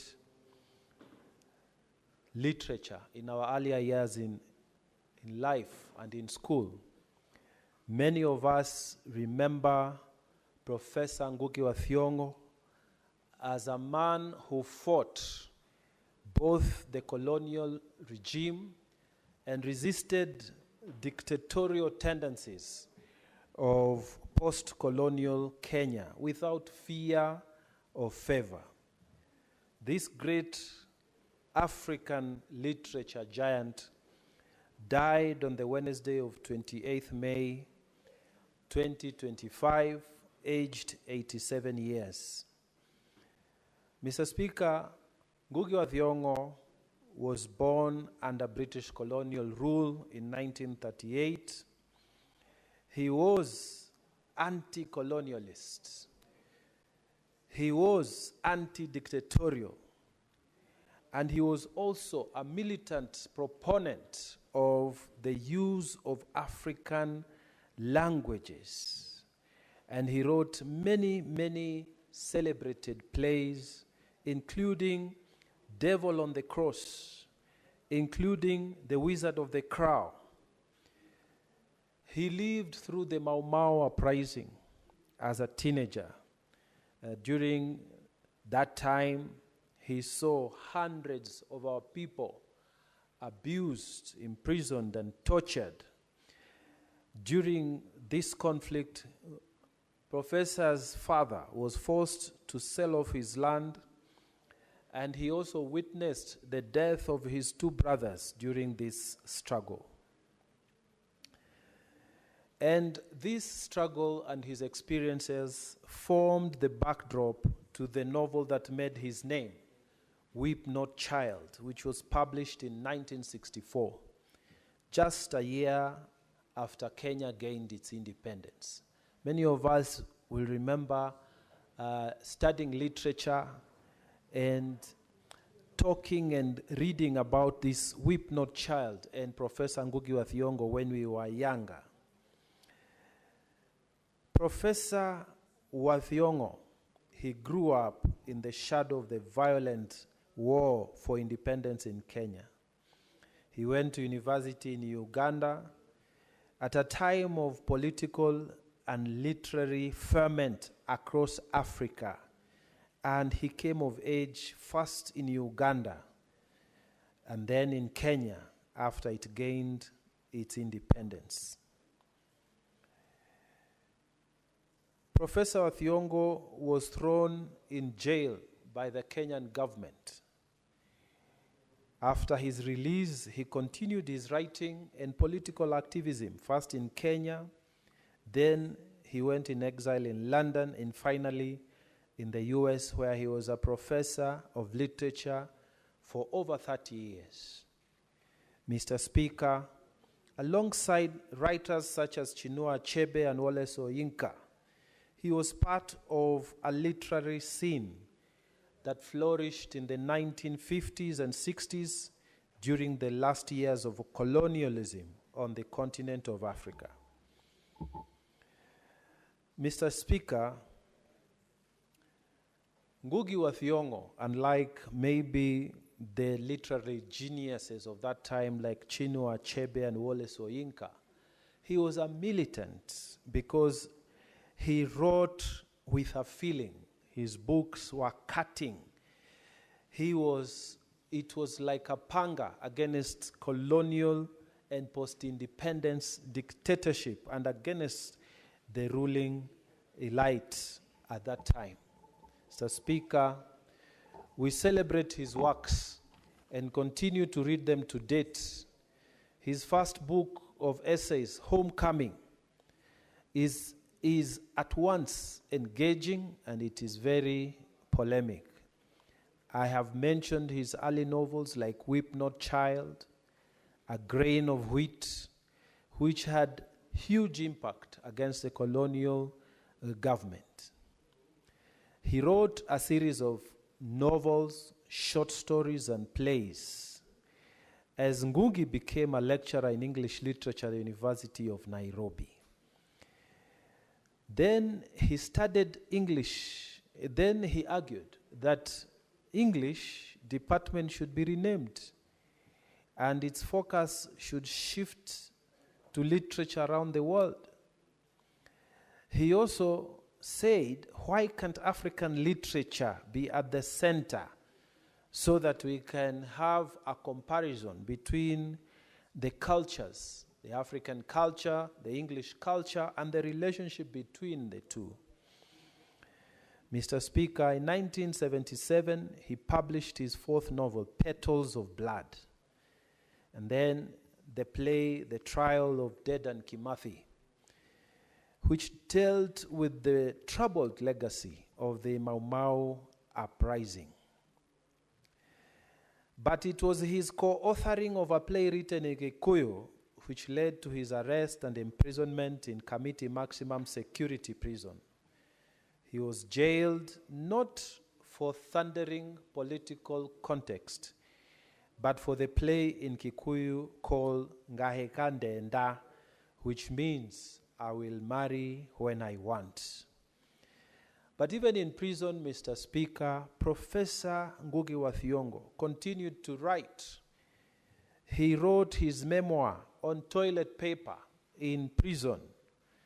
Mr. Speaker, sir, when Ngugi wa Thiong'o was released in 1978, he was exiled in 1982 when he learned of a plot to kill him upon his return from a trip to Britain, to promote his novel, Kaitani Mutharabaini, translated to mean the devil on the cross. He later on moved to the UK and to the US, where he worked as a professor of English and comparative literature in the University of California. When we look at Ngugi wa Thiong'o, Mr. Speaker, we look at a giant who never stopped thinking and who did a lot of political thinking and who continued to dream even in his old age and move that we should use more of African languages, because he believed that our culture as Africans is as superior, if not better, than the culture of the Europeans. Mr. Speaker, allow me to share with this Senate one of his most memorable quotes in his book, Decolonizing the Mind, written in 1986. And he said on this about colonialism, he said, colonialism normalizes the abnormal and, quote, the present predicaments of Africa are often not a matter of personal choice. They arise from our historical situations. Their solutions are not so much a matter of personal decision as that of a fundamental social transformation of the structures of our societies, starting with a real break with imperialism and its internal ruling allies. Imperialism and its comprador alliances in Africa can never develop the continent. Mr. Speaker, we mourn the passing away of this literary giant. We mourn the long gone days of men who stood for what they believe in, men who did not falter, did not think twice. Once they follow a path, they never backed away from what they believed. They never gave statements today, tomorrow, to deny them before this very same press where they gave those statements. Men who pricked our conscience as a nation, as a country. Men who developed a certain resistance that said, we can be better. We can be better. And Mr. Speaker, to his credit, although he talked a lot and fought so much for indigenous languages, one of the things we remember about Ngugi wa Thiong'o in the Pan-African Parliament is that he talked about the African and the fact that his civilization is just as good, if not better, than the European civilization. We celebrate him. In fact, when we talk about Kiswahili in the Pan-African, in the Pan-African Parliament, we also associate this with Professor Ngugi wa Thiong'o. His works traversed Kenya. His works traversed Uganda and the entire East Africa. His works went to the rest of Africa, the continent, and the world. Mr. Speaker, we have a lot to say about this man. And it was a great pleasure as a nation to host this man as one of our sons, and to be proud that we gave birth to such a man who gave to this country the spirit of fighting on, the spirit against colonization, and the spirit against post-colonial dictators who came after and tried to return this country back to where the colonial administrators had left it. Mr. Speaker, we pray for his soul to rest in good peace. And Mr. Speaker, our prayer is that Ngugi wa Thiong'o fought his battle. The second liberation, they fought their battle.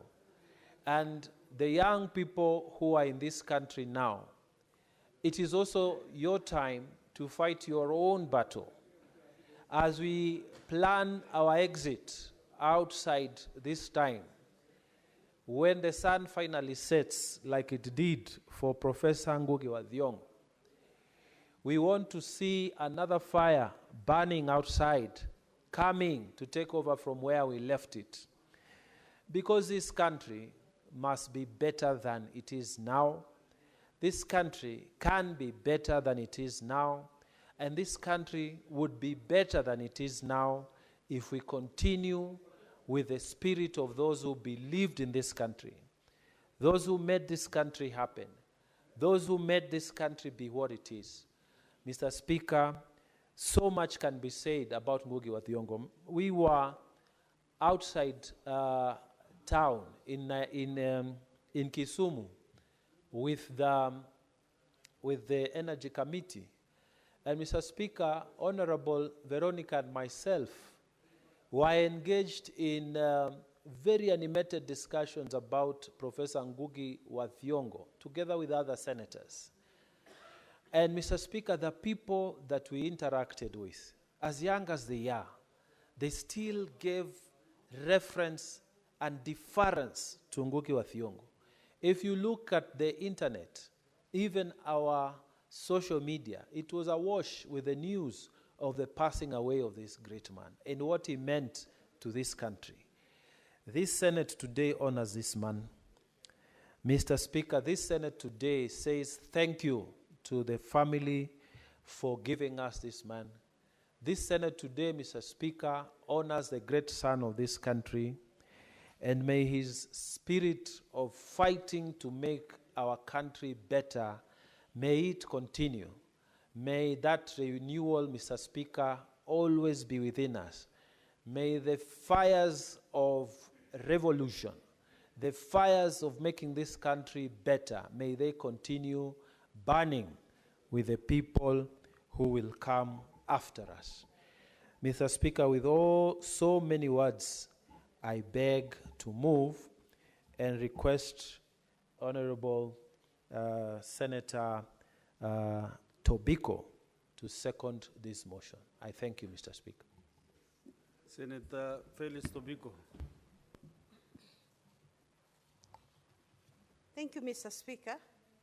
Mr. Speaker, let me thank Senator Mungatana for giving me the opportunity to second and to say one thing or two about Ngugi wa Thiong'o. Mr. Speaker, we mourn his demise as we celebrate his life. Mr. Speaker, Ngugi wa Thiong'o was a Kenyan author and academic who has been described as East African leading novelist and an important figure in modern African literature. Mr. Speaker, as has been ably said by Senator Mungatana, he wrote very many books, Mr. Speaker. He was able to capture the undiluted African society and setup through his books, Mr. Speaker. Mr. Speaker, The Guardian one time wrote that in his company, you could not afford to be lazy. And Al Jazeera said Ngugi wa Thiong'o was not just a writer, he was a militant.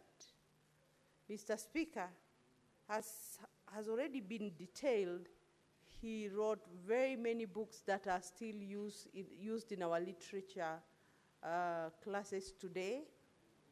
And his life will live on through his books, Mr. Speaker.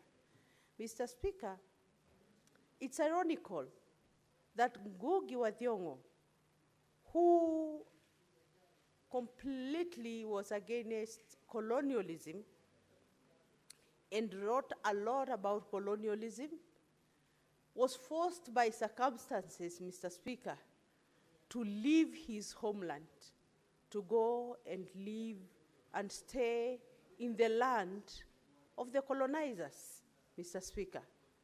It is unfortunate, Mr. Speaker, that one time when Ngugi wa Thiong'o was around Kenya, the insecurity situation in our country, Mr. Speaker, I don't know whether you remember, when his wife was raped, violated, harassed in his own country, Mr. Speaker. It is unfortunate that we did not get to appreciate what we had in Ngugi wa Thiong'o until now, Mr. Speaker. But Mr. Speaker, a lot of his writings are admired across the world. And so, Mr. Speaker, I arise to support, to second the motion by Senator Mungatana, and may the soul of Ngugi wa Thiong'o rest in peace. Thank you.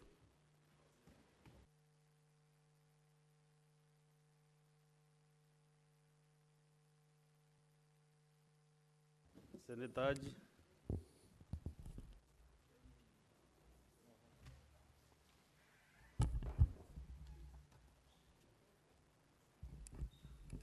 Honorable Senators, I propose the question that I aware that Professor Ngugi wa Thiong'o, a prominent author, academician and human rights defender, globally recognized for his foundational contributions to literature and good governance, passed away on 20 May 2025 at the age of 87. Cognizant that the late Professor Ngugi wa Thiong'o and an illustrious career in writing and teaching literature spanning over 6 decades, where he authored landmark novels, plays, and poems that shaped post-colonial studies, contributed to social justice, and inspired generations of writers and thinkers across the world. Appreciating that the late Professor Thiong'o advocated for indigenous languages and indeed took up writing in his mother tongue at a time when it was not fashionable to do so. Further, cognizant that his legacy in inspiring many generations towards cultural sovereignty and the power of indigenous languages in literature, and thought led to numerous international ones being bestowed upon him. Now, therefore, the Senate expresses its deep sadness at the death of Professor Ngugi wa Thiong'o, reckons his celebration and appreciation of his remarkable life, and extends its heartfelt sympathy and condolences to his family, friends, and the nation.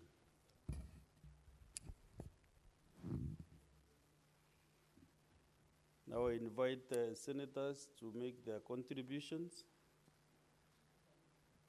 And we start with Senator Wambua Enoch.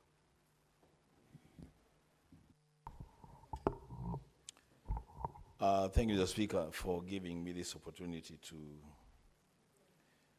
eulogize Professor Ngugi wa Thiong'o. The Speaker,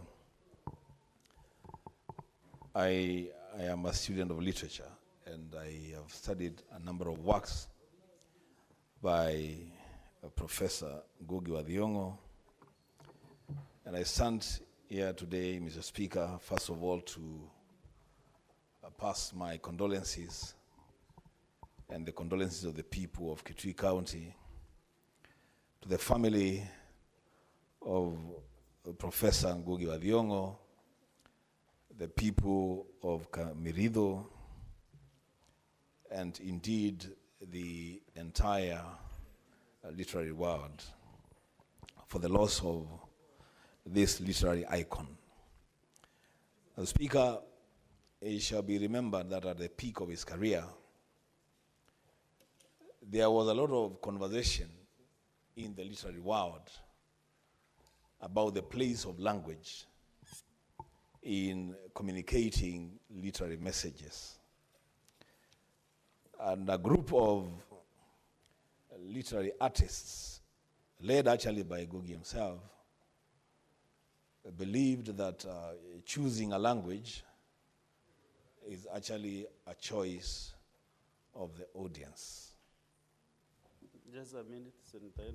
What is your point of order?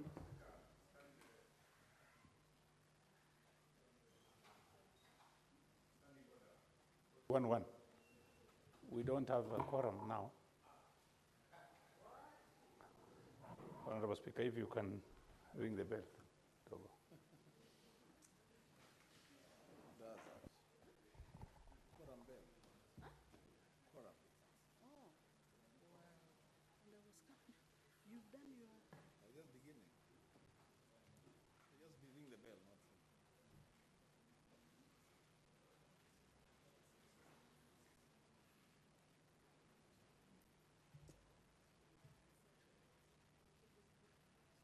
The Dean have confirmed that we are short of 6 senators in the chamber. Therefore, I request the Senator Terms to ring the bell for 10 minutes. Children, you don't cause quorum each by leaving. You sit.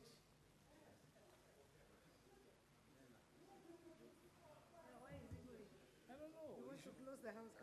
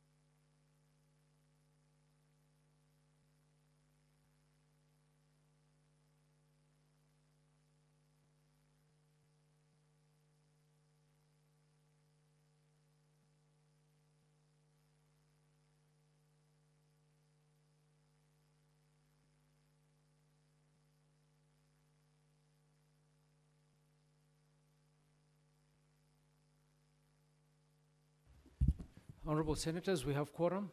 Senator Wambua, you may proceed with your time.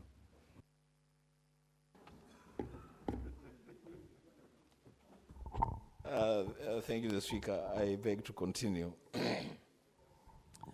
I started, Mr. Speaker, by saying that I convey my condolences to the family of Professor Ngugi wa Thiong'o, the people of Karimido, and the entire literary world on the passing on of Professor Ngugi wa Thiong'o.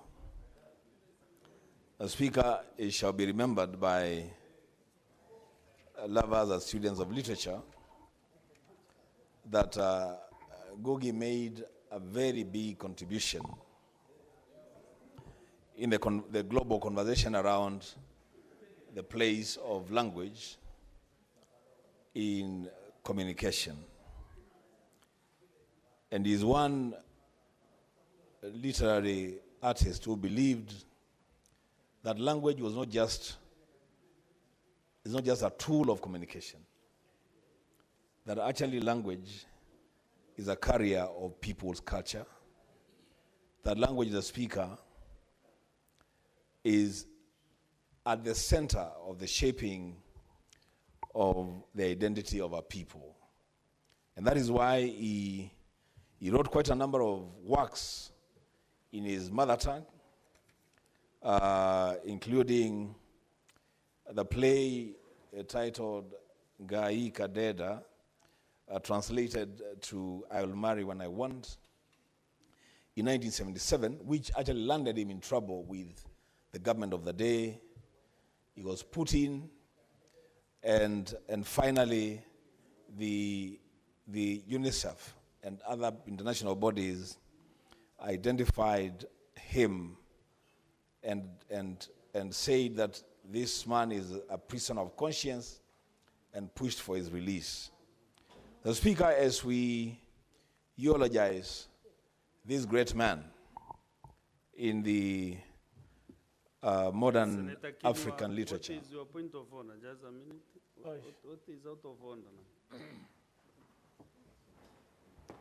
now? I was just concerned because I know Wambua as a good editor, and the book he's talking about, I think, is Ngai Kadeda. What is your point So, of so honor? I didn't know which book he meant that Ngugi wa Thiong'o wrote, that I will marry when I want, and I know it in another language called Ngai Kadeda. So I don't know which book he's talking about. Senator Wambua? So is it a point of order, or he needs some information, the Speaker? Takinwa is part of the cartel that stopped the progress of this session. I believe so. Yeah, he's so not related we don't to respond to it. him. So you know him. We don't respond to him. So the thing that Senator Kinwa, I think that Senator Kinwa must know is that a lot of works by Professor Ngugi wa Thiong'o were translated into a number of languages, many, many languages. In fact, his short play, The Upright Revolution, or Why Humans Walk Upright, which he wrote in 2016, was translated into more than 100 languages. That is Professor Ngugi for you, and that's the man that we are eulogizing today. The Speaker, for the literary world, we want to tell them we pass our condolences to them on the passing on of their colleague, and pray that, and there are good signs with the Speaker. I am encouraged to know that all the 4 children of Professor Ngugi wa Thiong'o, T. Ngugi, Mukoma wa Ngugi, Dushi wa Ngugi, and Wanjiku wa Ngugi, all of them, without exception, are actually published authors. They are in the literature world. They are writing and they're being published. So it's a good thing that he has passed on to his children.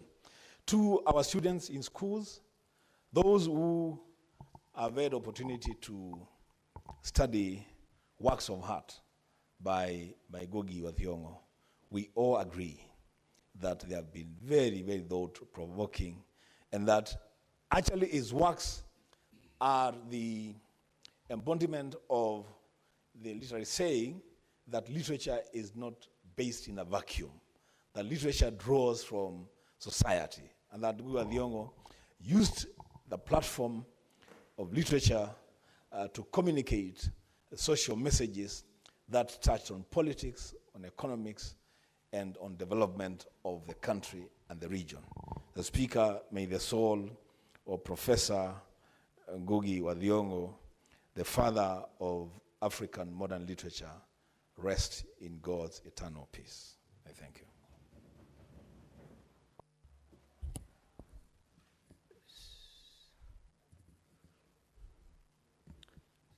Senator Odinga Oburu.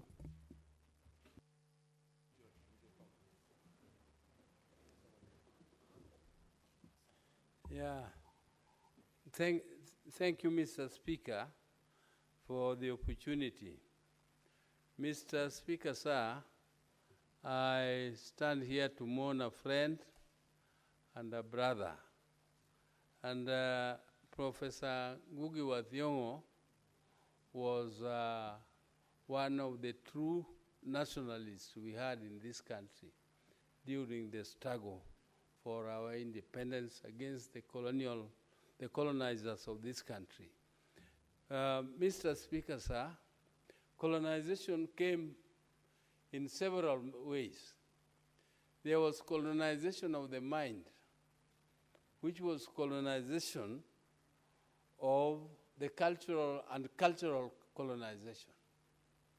There was the political colonization, and there was the economic colonization. Mr. Speaker, Ngugi wa Thiong'o fought against all these, but he is more known for fighting against mental colonization, cultural colonization. Because, Mr. Speaker, when the colonialists came to our country, they first of all despised the African religion. They called us primitive. And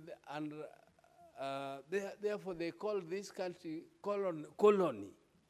Colony means, where you have a people who are not civilized, who have no form of leadership, who have no form of religion. They have nothing. That they are just living next to that kingdom of the animal. Now, Mr. Speaker, this country had very rich cultures. It has very rich cultures of languages. And when somebody wants to colonize you mentally, Mr. Speaker, they start first with demonizing your language. Because cultures are expressed in our mother tongues. There are some expressions in Kikuyu which Ngugi wa Thiong'o used when he was starting to write, which you cannot express in English. Even if you try to translate them in English, they will not have the same meaning. They will never have the same meaning. And I know sentences in my own language, Luo, which are so deep that if somebody tries to translate them, even me, I cannot translate them into English. That means when somebody makes you believe that their language is superior to yours, they are, first of all, they are colonizing you already mentally, because they want you to believe that their culture is superior. Then they introduce religion. They tell you their religion is superior. And they want you to also use their names. When you go to church, you are baptized Charles. You call yourself Charles, and Charles is just an English name. It is not even in the Bible anywhere.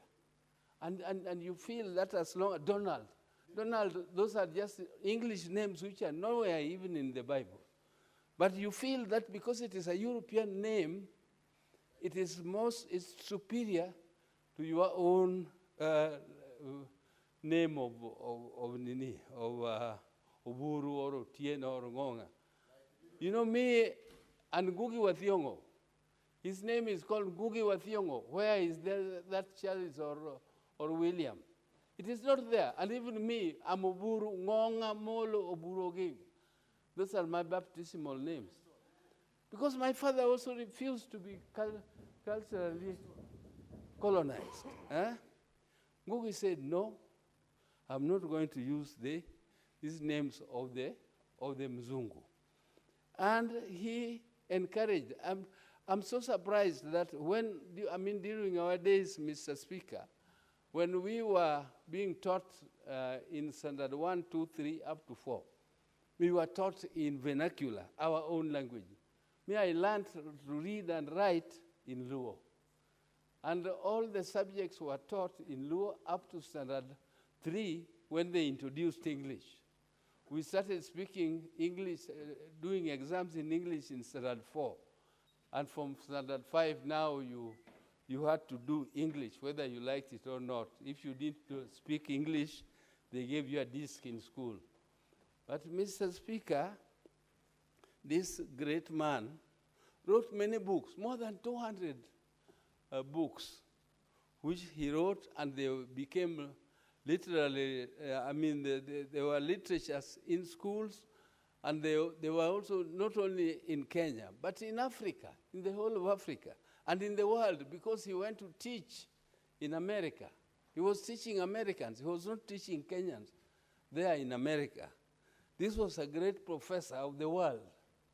He was teaching, but he had great passion for our country because he believed that even after independence, when the flag was brought down, our people were still culturally colonized. Because a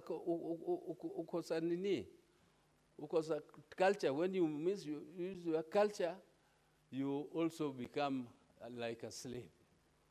And he believed that even though we got our independence, that independence did not give us the freedom of being colonized culturally. It did not give us the freedom of being colonized economically, because our economies were still tied to the metropolis. We were like an appendage of the colonial regimes, and we have been unable since then, Mr. Speaker, sir, to shed ourselves of this colonial, to become truly independent, so that we can develop our own economies, we can trade and not beg. Mr. Speaker, we can trade with the world because the world has become a world village. But we don't have to be beggars to go and seek money from the metropolis, carrying hearts there, Mr. Speaker. And this, Ngugi wa Thiong'o believed in this very dearly, and he disagreed very sharply with a lot of people in leadership in this country. That is why he died somewhere out of our country, still believing that our country was the best, because when he came back to Kenya, he, at the airport, when he landed, Mr. Speaker, he kissed the soil of Kenya. He kissed the soil of Kenya, Mr. Speaker, because he believed that Kenya is the best as far as he was concerned. He loved this country so deeply, Mr. Speaker. And he actually died, of course, fighting disease like everybody else will go. There's nobody who will live on this earth for good. So we are celebrating Ngugi wa Thiong'o. We are not mourning, but we are celebrating his life because his life was great and he has left legacy. And that legacy will live forever. So I want to say that I want to just wish that the legacy of Ngugi wa Thiong'o will live, and that our children will study deeply what Ngugi wa Thiong'o was teaching, And because our society has become so bad, Mr. Speaker. Mr. Speaker, we have children who don't know their mother tongue. And they think that that is superior because they speak English. As long as they speak English, they think that they are superior than the others who don't speak English. Mr. Speaker, English is just a language of one country. Huh? Though it can help you to do many other things. But your own language will teach you your own culture, which teaches you the discipline of your people. Our society was a very disciplined and organized society, and it is becoming more or less like the European society, which is promiscuous. What they do really, they are things which are even unnatural, like a man and a man, and a woman and a woman. What is this, Mr. Speaker? This is completely un-African, and African have their own cultures. Mr. Speaker, this was not a session for me to give a lecture on this, but I just want to wish that the legacy of my friend Ngugi wa Thiong'o will stay to educate and to change our society positively so that our people can continue to fight for justice, to fight for positive change, so that our country can be liberated both culturally and economically. Mr. Speaker, let the soul of Ngugi wa Thiong'o rest in eternal peace. Thank you, Mr. Speaker. Thank you, Senator. Senator Beatrice Ogola. Honorable Speaker, I rise to mourn a gallant son of this country and of the whole world. One great writer, Ngugi wa Thiong'o. Honorable Speaker, Ngugi has left behind lots of wisdom. And I want to say that he lived a full life to me, and he fought a good fight. Honorable Speaker, I celebrate Ngugi because of so many things. But one or two of them, Honorable Speaker, is that Ngugi was one of our most educated scholars. I celebrate a Nobel-worthy writer, although he did not finally win one, but he won on 2001 a prize in Italy. But Honorable Speaker, something that is remarkable about Ngugi wa Thiong'o is that he believed in his identity. Honorable Speaker, we are not worth living if we do not believe in our identity. And Ngugi is one such gallant son of Kenya who was not shy about his identity. Honorable Speaker, Ngugi wa Thiong'o was named James Ngugi. But because of this identity that I've talked about, he's changed his name to Ngugi wa Thiong'o. Ngugi, and it is specific that it was a symbol of a rejection of a colonial influence. He believed that in taking the names James, just like my senior Senator Oburu Oginga has said, James did not identify with anything in his environment. And that is why he changed that name to Ngugi. Honorable Speaker, two things that stand out about Ngugi, amongst the many things that we can talk about, is his belief in culture and his belief in the indigenous language, Honorable Speaker. Some of us grew up in our formative years having to learn in our indigenous languages, as Senator Oburu and others have said. And Honorable Speaker, we are not shy about it because it gave us a foundation. A language is an identity. Honorable Speaker, in teaching a language, there are 4 basic skills that people learn in a language. That you learn the skill of speaking, the skill of reading, the skill of writing, and the skill of, as you speak, you read, you write, and you listen. A number of us think, Honorable Speaker, that listening is not a skill. And in the books that Ngugi wrote, and for the students that were taught this language, they were taught these books, the issue of language remains a key. Honorable Speaker, why do I say culture is an outstanding aspect of Ngugi wa Thiong'o? Apart from changing his name, in order to symbolize a rejection of colonial influence, as I've said, he also emphasized teaching the indigenous languages. Honorable Speaker, we have so many languages in this country. As we demonize and as we talk about and as we say we should never be tribalistic. Honorable Speaker, it does not mean that we should not be proud of the languages that we speak, because it is an identity. But Ngugi promoted it in a way that it did not divide anybody. And that is why, Honorable Speaker, Ngugi even emphasized the teaching of oral literature. What was the essence of oral literature? That it brought an harmonization of our cultural environment.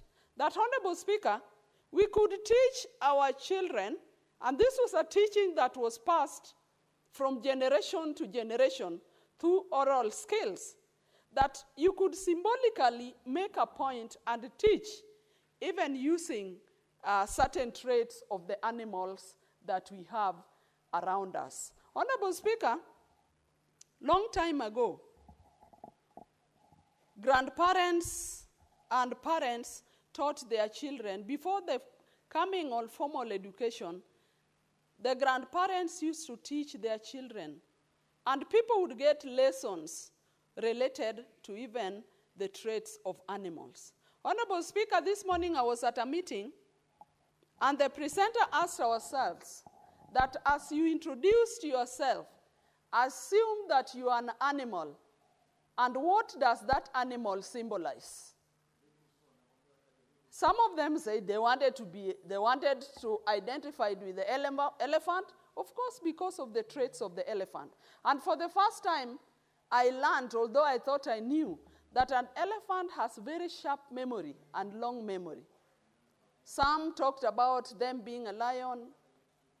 Honorable Speaker, I was proud to say that I would have loved to be a cheetah, so that I would move with the speed to correct certain ills that bedevils this society. Honorable Speaker, coming back to Ngugi wa Thiong'o, he talked about speaking one's language, that speaking one's language is to celebrate one identity.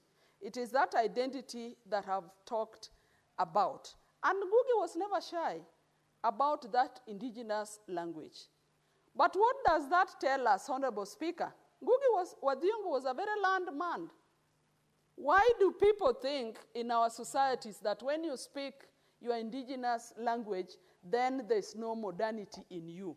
Honorable Speaker, that is very far away from the truth. And Ngugi promoted the use of indigenous language because he believed that to impose a language on one was a way of dividing us, that in our different diversities, we come together as a common people.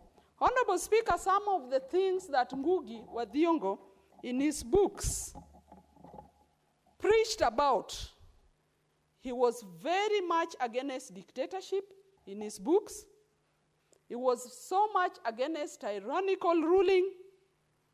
He was actually out and preached and wrote about injustices in the society. And Honorable Speaker, those are the same things that we keep on preaching today, that we do not want dictators, that we do not want tyrants, and we want a society that is just to everybody. A society that ensures everybody be they the young people like the ones that we have today, be they women, be they men, be they older people. We want a society where everybody lives in dignity. Honorable Speaker, there are a number of books that Ngugi wrote. One of them was Weep No Child, The River Between, A Grain of Wheat. And two of them, Weep Not Child and A Grain of Wheat, specifically talked about the impact of colonialism.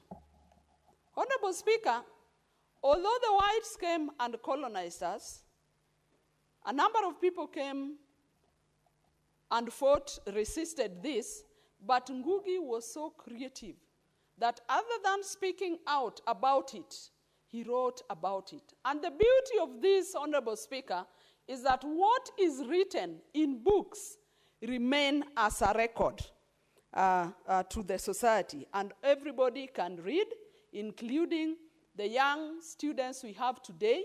And I want to invite you that as you go out to read the novels that you are taught today, in respect of one Ngugi, a gallant son of this country, please go out and find a book, The River Between, and A Grain of Wheat, and Weep No Child, in honor of Ngugi. And for even a number of us that have not read, if you're not a fan of reading, at least go and read A Grain of Wheat. And as I've said, Honorable Speaker, one of his books that is very interesting is The Petals of Blood, and this is a book that led to his imprisonment. But one outstanding characteristic of Ngugi is that he believed in what he was writing about. He believed on the content of the teachings that readers would get from his books. And so, not even jailing him did not dampen the spirit of Ngugi. And so, as Kenyans, as I stand here to celebrate Ngugi, as I stand here to celebrate Ngugi wa Thiong'o, I'm calling upon all of us to celebrate and appreciate such great writers that we have had. Ngugi plays in another league, and we are calling upon also the government of Kenya that because we are celebrating this gallant son, let us celebrate him to the end. And may the government give him, come out and give Ngugi wa Thiong'o a good and a deserving send-off when his body is brought back to the country. I cherish the teaching of this great son. I've read his books many times. And as I've said, I ask everybody that has not read to take off time to read the works of Ngugi. And as I wind off and support this great motion by our Senator Danson Mungatana, we must as a country continue to celebrate our outstanding gallant sons and daughters. I appreciate Ngugi for sticking to his identity and for calling out everybody to be proud of their identity and of their culture. Honorable Speaker, culture is a way of life. As you live it now, and culture changes, but as culture changed in Ngugi's writing, the main themes remained in the content as he wrote them. Ngugi lived a full life. He fought a good fight, and may his soul rest in peace, and may he join our gallant sons that went before it. I remember one such writer, Margaret Ogola, The River and the Source, and many other writers. I want to compare Ngugi to people who came out boldly to shed off names that they were not comfortable about. One such person is Jaramogi Oginga Odinga. Yes, Adonijah Jaramogi Oginga Odinga. He refused to pick that other name. And Honorable Speaker, he fought for that identity. I celebrate Ngugi, and I want to say, Honorable Speaker, as I I conclude that let us keep on celebrating such gallant sons, and let us not be ashamed of our identity, our culture, and our environmental circumstances. Honorable Speaker, I support. Senator Mohamed Faki. Asante Mheshimiwa Spika kwa kunipa fursa hii pia kuchangia hoja ya kumkumbuka mwenda zake Profesa Ngugi wa Thiong'o. Mheshimiwa Spika, Profesa Ngugi wa Thiong'o ilikuwa ni gwiji la sanaa ya uandishi na ameweza kuandika vitabu vingi karibu 200, na vile vile pia ameandika michezo mingi ya kuigiza. Hivyo basi akaiweka nchi ya Kenya vile vile na Afrika katika upeo wa juu kwenye masuala ya sanaa. Mheshimiwa Spika, tukiangalia maisha ya mwenda zake Ngugi, alianza katika hali ya chini, lakini kwa kutumia kipaji chake na masomo aliyosoma aliweza kujiweka katika hali ya juu kabisa katika masuala ya usanii na kutambuliwa ulimwengu mzima kama gwiji wa sanaa. Mheshimiwa Spika, alipigania uhuru wa nchi yetu ya Kenya na vile vile pia alipigania lugha za Kiafrika ziweko katika mapu ya ulimwengu, kwamba ni lugha ambazo zinaweza kutumika kama lugha nyingine yoyote ulimwenguni. Mheshimiwa Spika, Muingereza ama mtu mweupe alipokuja Afrika, kwanza kabisa alidunisha na kudharau lugha za kienyeji. Lugha nyingi Mheshimiwa Spika haziwezi kutumika, na ndio mpaka sasa Mheshimiwa Spika nchini mwetu tutatumia Kiingereza kama lugha ya kwanza, wakati tuna lugha zetu ambazo tunaweza kutumia kama lugha ya Kiswahili ambayo imepata matumizi makubwa kutoka Afrika Mashariki na ya Kati, na sasa mpaka Afrika Kusini. Mheshimiwa Spika, lugha hii inatumika. Vile vile hata katika Pan African Parliament, bunge la Afrika, Mheshimiwa Spika, lugha ya Kiswahili inatumika na inatambulika. Kwa hiyo Mheshimiwa Spika, msukumo wa mwenda zake Ngugi ndio ulileta kutambulika kwa hizi lugha za Kiafrika, na hivyo basi zikatoa mchango mkubwa katika kuunganisha Afrika. Mheshimiwa Spika, moja ya silaha ambazo zilitumika katika kuunganisha Waafrika wakati wa ukoloni ilikuwa ni lugha ya Kiswahili, Mheshimiwa Spika. Kwa hivyo mchango huu Mheshimiwa Spika ni mkubwa, na vile vile baada ya uhuru vile vile Mheshimiwa Spika, mwenda zake Profesa Ngugi aliona kwamba ni majina tu yaliyobadilika, lakini sio uhuru kamili wa Mwafrika.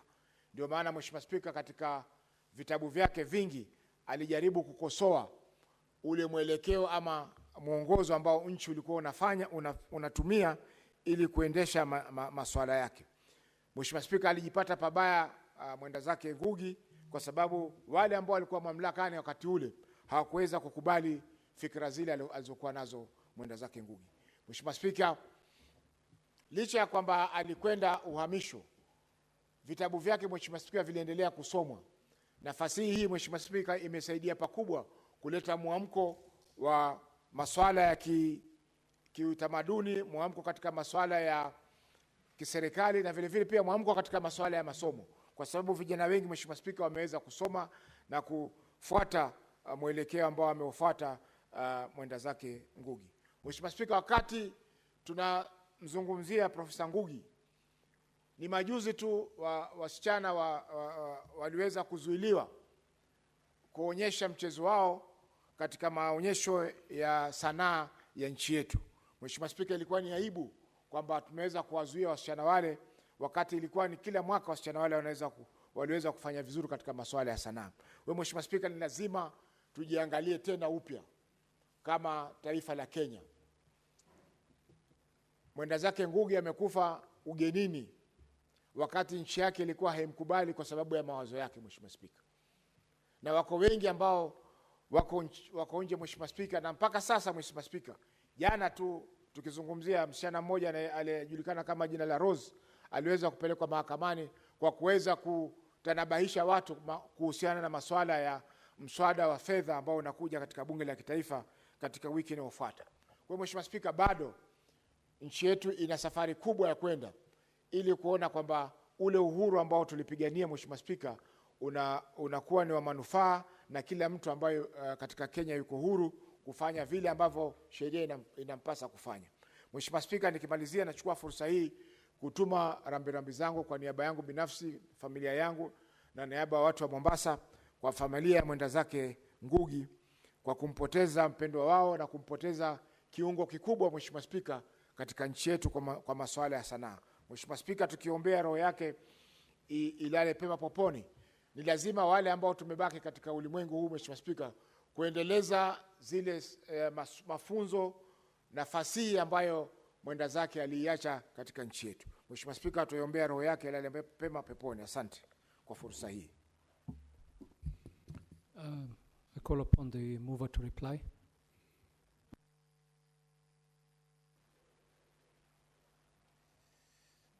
Mr. Speaker, I want to thank you for giving me the opportunity to reply. I also want to thank my colleagues who contributed to this motion. I want to start with the seconder of the motion, the Honorable Paris Tobiko. I want to thank Senator Enoch Wambua, the Honorable Senator Dr. Oburu Oginga, Honorable Senator Beatrice Ogola, Honorable Senator Mohamed Faki, Mr. Speaker, not forgetting the co-sponsor of this motion, the Honorable Senator Veronica Maina. Mr. Speaker, I want to thank those who made their contribution. Mr. Speaker, the running theme in the contribution of the Honorable Senators was emphasizing the question of the use of language, particularly our indigenous languages.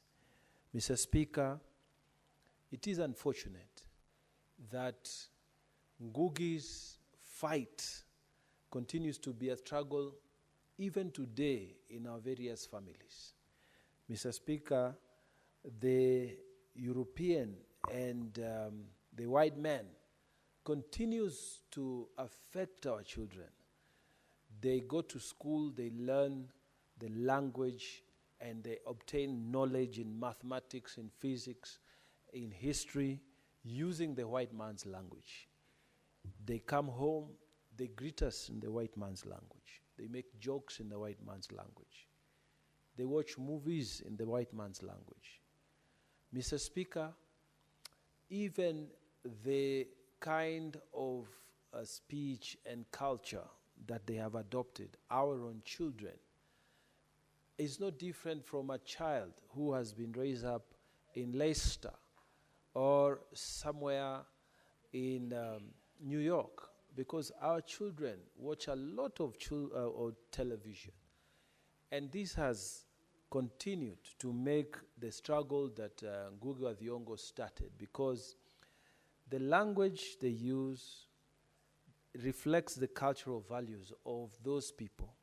And Mr. Speaker, the cultural values of a lot of our European brothers are not reflective of the cultural values of the African people as we had envisaged them through the mind of Professor Ngugi wa Thiong'o. And so, as we pay our homage, this Senate urges the rest of the country that we must continue to inculcate our children, our generations, with the cultures of our people.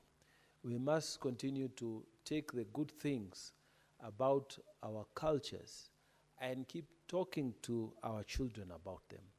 Mr. Speaker, in Pokomo culture, for example, you would not answer back to your elder brother, not leave alone your mother or your father.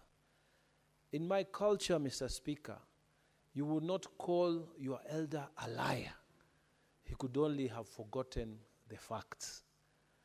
Mr. Speaker, you cannot finish on the table and leave your older brother, leave alone your father, eating, because it is inferring that he is greedy. You cannot meet or even greet your mother-in-law with your hands, Mr. Speaker. You have to look far away. If she's coming this way, you go far away. Mr. Speaker, you don't meet them face to face. And we had a lot of problems when now we shifted to Nairobi and our mothers-in-law will come to visit. Mr. Speaker, it will be very, very complicated because you are not supposed to be in the same roof like your mother-in-law. And Mr. Speaker, when sometimes we tell some of our colleagues that it is wrong, for example, to call leaders, the president, ministers, to call them liars, it is against what we have been brought up to say. Some people don't understand us, but I know the spirit of Professor Ngugi wa Thiong'o would understand. When you say, I cannot, for example, in my own culture, mention the name of my older brother. I can't call him by his name, Mr. Speaker. I have to add a title. So, in my language, if I want to call my older brother, Professor Eric Mungatana, I have to say Tata Eric. You cannot mention his name without adding a title. Mr. Speaker, these things that held our families together, held our communities together, these things that made us be respected amongst our people, they are gone nowadays. People who are the age of your fathers, who are all your fathers, they could discipline you. You are subject to that control. Mr. Speaker, I strongly believe that this Senate will continue to make that call, that our people will continue to honor our cultures like they did, like Professor Ngugi wa Thiong'o would have wanted. And for us to honor Professor Ngugi wa Thiong'o, let us sit down with our children, let us sit down with our young ones and tell them that even if they watch television and they do this kind of thing, they should remember where they came from. They should remember that there is circumcision, and when you're circumcised, this is how you behave. They should remember that these are the good things about our tribes.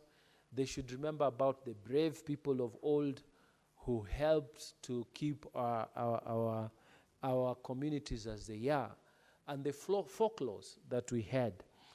And Mr. Speaker, as I finish here, I urge the correct institutions, perhaps those institutions where a professor served, we need to have these things in a digital format, some of the books, some of the works, so that, Mr. Speaker, they will never be forgotten.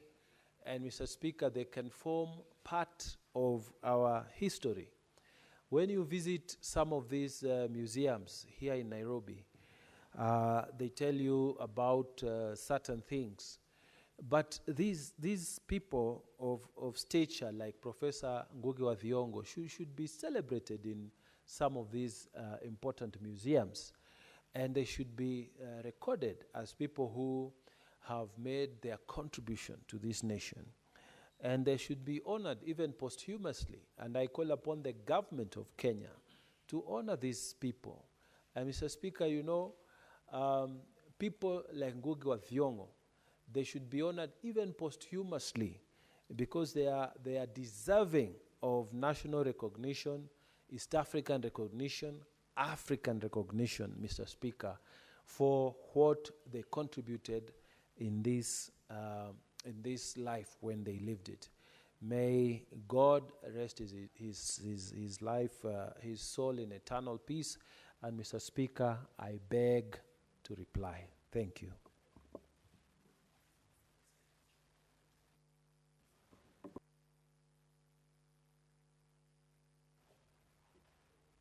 And Mr. Speaker, I also ask that the voting be, I pray that the putting of the question be deferred to another date. Thank you, Mr. Speaker. Thank you, Senator Mungatana. The put of the question is deferred. Next order. Order number 10, the Business Laws Amendment Bill, Senate Bills number 51 of 2024, second reading, resumption of debate. There being no senators to contribute to this bill, we shall defer the reply and rearrange the order paper.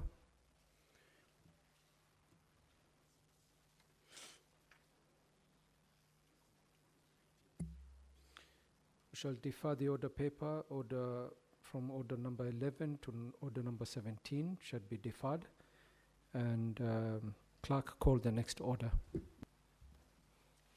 Order number 18, the Labor Migration and Management number 2 bill, Senate Bills number 42 of 2024, second reading. Senator Tabitha Mutinda.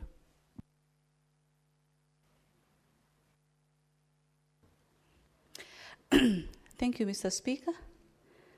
I beg to do a second reading of my bill, the Labor Migration and Management, Bill number 2 of 2024, Mr. Speaker. And Mr. Speaker, I want to take this opportunity to really thank the Committee of Labor that was working on this bill as far as public participation is concerned to where it is today, Mr. Speaker. Mr. Speaker, the main aim of this bill is to provide for the regulation of private employment agencies and the recruitment of workers from within and outside Kenya, also to safeguard the rights, welfare of job seekers and migrant workers, and for the connected purposes, Mr. Speaker.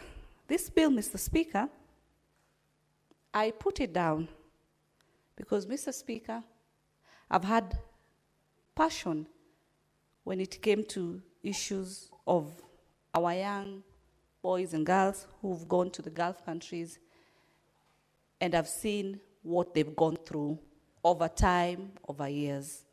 The challenges, Mr. Speaker, that have come or they have endured as they've worked in these abroad countries, Mr. Speaker.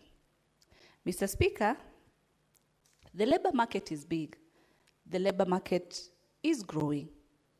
The Kenya labor market has been of very high demand, Mr. Speaker. And out of the challenges that have been raised by our young Kenyans who have gone to work out there, more so and specifically in the Gulf countries, Mr. Speaker, that is what made me, as a legislator, sit down and put this bill, Mr. Speaker.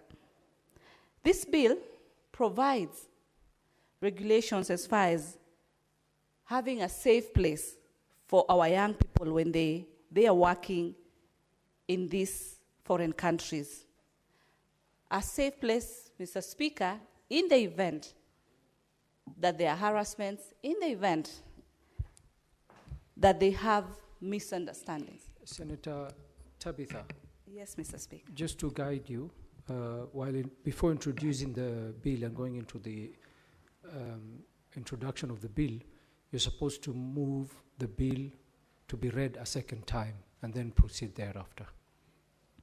Thank you, Mr. Speaker, for guidance.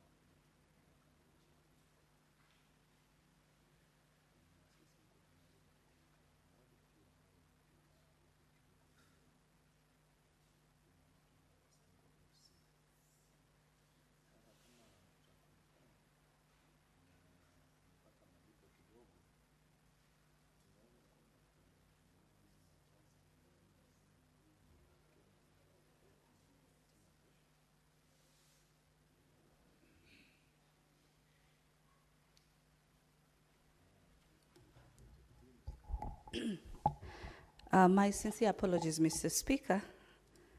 At times, because of the busy schedules, sometimes we miss some of these points, but it's not intentional, Mr. Speaker. Allow me, Mr. Speaker, to move that the Labor Migration and Management Bill number 2, Senate Bill number 42 of 2024, be now read a second time. Mr. Speaker, as I had earlier mentioned, I'd really appreciated the Committee of Labor that has prosecuted this bill to where it is today in this House for the second reading, Mr. Speaker. The main purpose of this bill, Mr. Speaker, is to provide for the regulation of private employment agencies and the recruitment of workers within and outside Kenya to safeguard the rights and welfare of our job seekers and migrant workers with the purposes of connectivity between the foreign countries and our people. Mr. Speaker, as I mentioned earlier, as I started, this was driven by what I've been able to see over time, over years, where our people have sought jobs through the agencies out there with the aim of earning a revenue, with the aim of making a living. But we've seen the challenges that have come with that. We've seen how in some cases that our people have been mistreated, the complaints that have been brought about, a few whose cases have been a bit, fair or okay, they've not had the same issues, unlike most of the people who, in my view, have really had challenges. It is in that regard, Mr. Speaker, as a legislator, then I sat with the legal team and put this bill down to be able to safeguard the working spaces that our Kenyan people do work in. This bill, Mr. Speaker, is a bill that will ensure that we have a functionality of the authority that is going to be in charge when it comes to ensuring that the recruitment agencies are thoroughly vetted so that we do not have a sort of, an agency that just moves our Kenyan people from here and they leave them hanging out there, as we've seen previously, Mr. Speaker. The bill sets out the regulations, the policies that both countries, that is our country and the foreign countries, need to adhere to, the bilateral MOU agreements that need to be signed so that both countries have an understanding. This will ensure, Mr. Speaker, that also our people are able to get the fairest earning. The fact that there is an understanding, there is a policy in place, it will give our people an opportunity to earn fairly or be able to match with the other foreigners who are also working in those countries. Because at times you find that, Mr. Speaker, some people from other countries might be paid higher than our own Kenyan people, and yet they are doing or offering the same services that are needed, Mr. Speaker, which then is quite unfair, Mr. Speaker. Mr. Speaker, the bill also brings in the responsibility of the Ministry of Foreign Affairs, which then needs to have a clear database in collaboration with the Ministry of Labor of our migrant workers or Kenyan workers who gotten jobs abroad and are working in those spaces. A clear database, because, Mr. Speaker, it's so shocking today at times until an individual raises an alarm that they are going through a mistreatment or through challenges with this particular employer, and you move at times to the Ministry of Labor or Foreign Affairs, and they are not even aware that that person traveled for that purpose or anything like that. It becomes a challenge whereby the loved ones now end up having the pressure, the stress of trying to find one of their own because the channel that was used is not within the database. So the bill provides that the authority that is going to be in place will ensure total collaboration and ensure that the data is in place for our people who are traveling and moving to work in these foreign countries, Mr. Speaker. Some of the functions is to ensure that they register and regulate private employment agencies, because this is where we've had a challenge, Mr. Speaker. We've had those ones who are genuine, and we've had those ones who are rogue, those ones who are after the money, as we've seen for Kenyans. They take money from Kenyans, and they're not really with the aim of ensuring that they offer what they've tabled to offer, Mr. Speaker. There's need for development of pre-departure programs of the migrant workers. Mr. Speaker, at times, our people get these jobs, and because we have different cultures in the different foreign countries, they are not able to adapt to those cultures. They are not able to understand how they're supposed either to behave. For example, the ones who get the house jobs, Mr. Speaker, it becomes a challenge in how do they dress, how do they handle certain things, because the culture there is different with our own culture, Mr. Speaker. So the authority will be able to ensure that even before departure, there is what we call a pre-departure program for the migrant workers, which will be able to ensure that they are more informed as far as their rights are concerned, more informed as far as the rights of that foreign country, the policies that are in place, where they can be able to report, the channels that they can be able to use in case they have challenges, Mr. Speaker, or in case there's a disagreement between the employer and the employee, because in the current scenario, we find that they run away from this particular employment, and they are nicknamed a name, I don't know, called Kemboy or something like that, which, Mr. Speaker, that is what has been happening. Does it solve the problem? It doesn't solve the problem, Mr. Speaker. Identification and creation of awareness on employment opportunities in any of those foreign countries, so as to facilitate access to the new opportunities, because I don't believe, Mr. Speaker, someone would just want to work within the same level, the same sport for years and years. They want to transition. It's good when there's a platform for them to ensure that that information reaches them. Verification and approval of job orders, Mr. Speaker, that are emerging from private employment agencies. Continuous awareness for them needs to be offered. The bill ensures that, Mr. Speaker. The authority, Mr. Speaker, that I am proposing will ensure that it monitors the performance of all these agencies. How are they working? How many people have been able to move? How many cases are being received as far as complaints are concerned? And these workers have been able to go through this agent. Example, Agent X. If Agent X has, more issues, then there needs to be, investigations as to why this agency has issues when they, move people to work in the abroad, unlike this particular agent.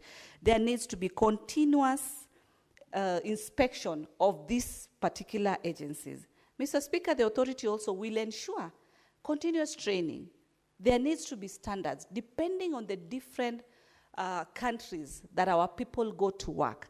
Then there needs to be different facilities that have been set before they leave the country, and they are guided from the cultural norms to the different laws that are within those countries, what they're supposed to do, what they are not supposed to do, Mr. Speaker. There are also to be established a multi-agency committee, Mr. Speaker, on vetting of those private employment agencies. It's very important. And we have proposed that the principal secretary responsible for matters on labor to be one of its representatives, the principal secretary on matters foreign affairs. These two people are very important because, Mr. Speaker, when it comes to labor and the foreign affairs, there needs to be maximum collaboration. There needs to be synergy so as to achieve maximum results, Mr. Speaker. I've also proposed the Commissioner for Labor, the DCI, Mr. Speaker, the Director General on National Intelligence, the Director General on Immigration and his representative, Mr. Speaker, among many others that are proposed, so that there's an offer that ensures security is offered, there's clear data, there's clear information from the Ministry of Foreign Affairs, Ministry of Labor, what kind of works did they go to do, what kind of contracts as well, Mr. Speaker, are our people signing, Mr. Speaker. Mr. Speaker, also, the bill talks about that the Cabinet Secretary shall submit an annual report to the committee, shall submit an annual report to the CS within 3 months, the CS Labor, the CS Foreign Affairs, a report that the committee will ensure that they have updated list of any new agencies that have been brought about, updated issues that have been raised, how were those issues solved, and the measures that have been put, Mr. Speaker. The Cabinet Secretary also to deploy a labor attaché to serve in each Kenyan mission. This is very important, Mr. Speaker, because currently we have this as a gap. There's a challenge.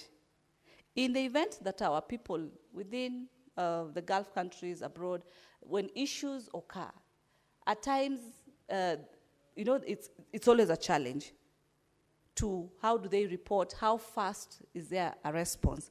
But when there'll be provision, when this bill passes and there's a provision for the cabinet to deploy a labor attaché to serve in each Kenyan mission, targeting the issue of migrant workers, Mr. Speaker, then definitely we are actually in future going to bring the issues that have been raised over and over with time to 0%, Mr. Speaker. The Cabinet Secretary, also responsible for matters foreign affairs, shall put in place a mechanism to safeguard the welfare of the migrant workers, which include developing strategies for migrants to participate in the development process, so that our people, as I said, that they just don't stick to one place of employment, but they are able to enhance their skills and move to the next level of employment, developing measures to enhance safety and security of migrant workers. Mr. Speaker, through the attaché, the Kenyan mission attaché, the bill provides that they can be able to set a safe house for our people, for our Kenyan people, in the event that an issue occurs, in the event there's harassment, in the event there's a misunderstanding, then provision of a safe house for each and every country where our people are working, it will give them an opportunity to be able to still continue feeling safe and know that the government is still offering security for them, because as we speak, they run away, they are stranded, they don't know where to go to. But in the provision of a safe house, Mr. Speaker, then it ensures that at least they know where to go to, and this is information that they have at hand even before they leave the country. This is information that they have where the safe house is located, the contacts for the safe house in the event there is an occurrence and they need to be in that particular place, Mr. Speaker. Still, the Cabinet Secretary for Foreign Affairs, Mr. Speaker, shall, for the effective implementation of this section, facilitate information sharing as a means of ensuring continuous engagement between the national and the county governments and the migrant workers. Mr. Speaker, the bill talks about ensuring that at each county level, among the 47 counties within the CC office for labor, there needs to be an officer who's responsible for matters migrant workers, because as much as you have our big airport at JKI Nairobi here, but our people come from the different counties.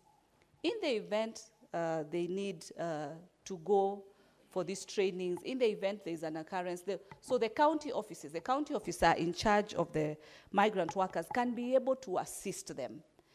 Even these trainings that need to be offered to them the bill talks about that they need to be designated at the different county levels so that our people can be able to get that training at the lower level, Mr. Speaker, before even they come to Nairobi and prepare for their travel. As I conclude, Mr. Speaker, the bill also talks about in Article 14, a person who intends to operate a private employment agency shall submit an application for private employment agency, county operating license to be respective county executive committee member, Mr. Speaker.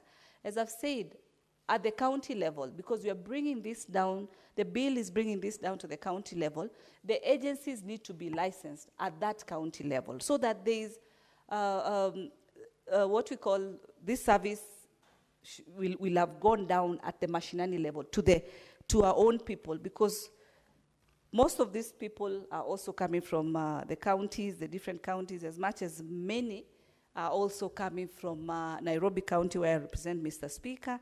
But at least the bill provides that equally all Kenyans will be able to have equal opportunity as well. A county operating license should be renewed annually, Mr. Speaker. I don't want to go into all the details. The bill is there, Mr. Speaker. And with those many and few remarks, Mr. Speaker, I'd like to request my good friend, my sister, Senator Hamida, to second. Thank you. Senator Hamida. Thank you, Mr. Speaker. I beg to second. I move. Mr. Speaker, I want to chip in on this bill, and I feel strongly that the bill is long overdue. We needed the labor issues, the labor immigration and management bill should have been moved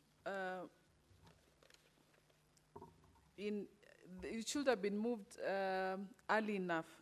Mr. Speaker, we've been having issues with these labor laws, with the recruitment and agents, the agents who, or maybe I would even call them scammers, who have been really scamming our young, people. Most of them, of course, are women who are taken to, especially. Let me bank on Middle East, and it has been such a nightmare because without these laws, you may find that the recruitment agency has scammed, they have eaten money, and they end up being in the wrong hands, being in wrong people, Mr. Speaker. Mr. Speaker, I'm happy that the bill provides the establishment of Migrant Workers Welfare Fund also, that at least, there'll be a welfare fund for the workers. Mr. Speaker, the bill also provides a bilateral labor agreement appeal against administrative decisions that will be made. And also the establishment of safe houses in the destination countries, Mr. Speaker. It is our pride, Mr. Speaker, when we go to Qatar and find our young boys and girls working there. And they all seem very happy and quite motivated to work. The other time, Mr. Speaker, when I was talking to the Qatar ambassador, he was quite, he told me, how the Kenyans workers are quite energetic and they're motivated, that they do not mind the whole airport of Qatar or Doha to have Kenyans. Mr. Speaker, Kenyans are hardworking citizens. And of course, we want them to have the best working out of the country in diaspora. And so we are saying these labor laws should, the best thing looking at the bill is that it's going to provide for the departure, the pre-departure procedures for foreign employment, Mr. Speaker. Mr. Speaker, also the biggest issue that we always have workers trying to come back home, and they're unable to do that due to their passports have been confiscated, or their bosses have taken advantage of our girls, Mr. Speaker. So you may find that they're unable to travel back because they don't have their passports. So I'm hoping and praying that this bill shall take such matters into consideration, especially the establishment of the workers' welfare, because then there'll be some, that is under the PFM Act, the repatriation of the migrant workers. Otherwise, we end up, having girls most of them actually are girls, that are in hospital. They have, some of them have tried to commit suicide. Some of them have tried, to do many other things. Or maybe the same, their bosses who have employed them will take advantage of them. But unfortunately, at that time, when you're looking for the agents who recruited these workers, are nowhere to be found. So that's what I'm saying. I call them scammers. They have eaten their money and they have, used them and dumped them. So it's really unfortunate how workers are taken advantage back in other countries. I wouldn't just peg it on one of the countries. Maybe most of the time they talk about Saudi Arabia, but then I would say maybe some of the Middle East countries, whereas the workers are taken advantage of.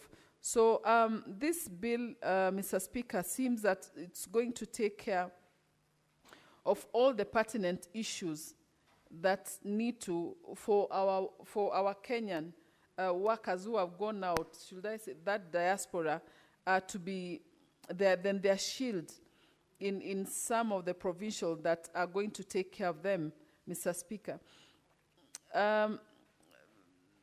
Mr. Speaker, I feel that even the part that the bill exempts certain classes of persons from, that pre-departure, it gives it, and provides an enforcement of act and provides the appointment of inspectors, that the functions that inspectors and their functions and powers, Mr. Speaker. So I feel the bill really, it's a good bill that will mandate the national government to consult country governments in creation of registers and in investment opportunities. I think this is what one of the CSS was dealing with. And when I spoke to the ambassador for Qatar, he spoke highly of how we are so organized when it comes to labor. And since I think we have more or less an MOU for labor, and he feels that that area has been taken care of very well. And I think I should say our CS for labor is doing so far a good job in terms of taking more or less having genuine taking care of genuine labor issues for the immigrants.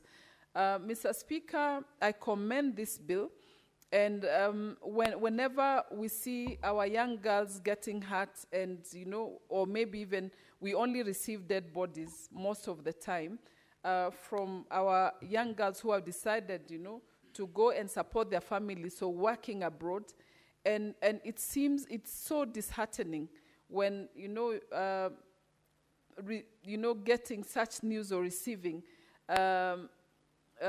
such bad issues, of course, of death, and our girls are unable to be taken care of. Mr. Speaker, I also propose that we need to have all these workers are registered, Mr. Speaker, and the registration part of it, Mr. Speaker, that there should be, even if there's cancellation for any registration, then it needs to be provided. What I'm saying is that we need to have a proper data of our Kenyan workers who are working abroad in terms of the immigrants, the labor immigrant workers who are working abroad. So we need to have the data of which city they have gone to which company, organization, or house that they are working with. And it seems at times that we don't have. So you find, when you find the scammers, some of the agents who are scammers that have disappeared, they've taken the money and disappeared, and yet our children are suffering out there. Then, of course, there are issues. So, Mr. Speaker, I want to support this bill, and I do second, since I feel that the bill speaks to our boys and girls, the workers who have gone abroad, and it will take care of the same small issues that they've been having, especially with the agents. Mr. Speaker, I support the bill, or I second the bill. Thank you.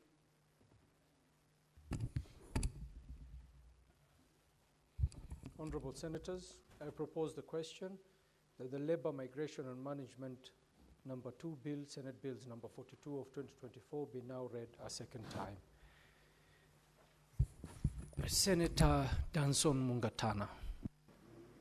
Thank you, Mr. Speaker, for giving me the opportunity to support this bill. Mr. Speaker, I start by thanking the sponsor of the bill, the Honorable Senator Tabitha Mutinda, and the team that worked with her, Mr. Speaker, to bring this legislative proposal or bill before this House. Mr. Speaker, a legislative proposal always responds to a certain need that exists within the country. And Mr. Speaker, there is a need to regulate these labor employment bureaus, because the main purpose of this bill, Mr. Speaker, as was stated during the moving of the bill, is that this bill is to create an act of parliament to provide for the regulation of private employment agencies and the recruitment of workers within and outside Kenya. It is also supposed to safeguard the rights and welfare of job seekers and migrant workers, and for connected purposes. Mr. Speaker, just before I got elected into the Senate, I traveled all the way on instruction of my client in the practice of law, all the way to a border court in Zambia. We had to land in Lusaka and go across Zambia, all the way towards the border near Tanzania there, where some young men, in fact there were 10 of them, coming from my county in Tana River, had been arrested because they were heading towards South Africa. And they were going to go for an employment opportunity that had arisen there, but they had been misguided in the manner in which they could reach the Johannesburg, enter there and start working. Mr. Speaker, some of them were accompanying their friends. They had been misled into believing that they can just go with them using some other panya routes to reach South Africa and start work, because whatever they had been promised there is much better than what they were doing in Tana River County. So, Mr. Speaker, there is a need for us to look at the opportunities that employment is being offered outside Kenya, and what we can regulate here to make sure our kids and our young people are not arrested when they are going that side. We struggled a lot in that particular case, and at the end we succeeded in getting those children, young men, let me call them, back to Tana River County at a great cost, Mr. Speaker. People had to sell their cows, some had to sell their land, so that we can manage the court processes in Lusaka and then in Chinsali at the border between Tanzania and Zambia, and then get these people transported all the way back to Nairobi. Why? Because they had mishandled the opportunity for employment back in Johannesburg. Mr. Speaker, there's that category of young people and young ladies who want to go out and they don't know how to access those job opportunities, and they are seeking shortcuts. And Mr. Speaker, there is also the other category of people who set up bureaus in the name of creating employment or searching for employment opportunities, when in fact, Mr. Speaker, they had no intention whatsoever of helping our people. Their intention originally, and it remained so, that they wanted to con these people and con the young men.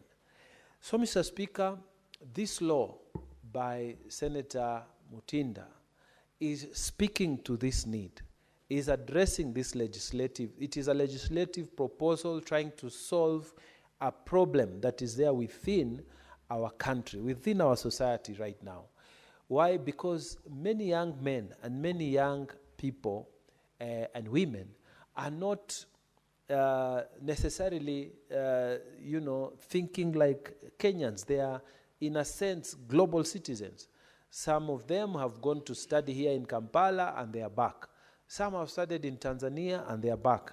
Some have not made the cut to enter some colleges here in Kenya, but they have entered in neighboring countries and obtained their degrees.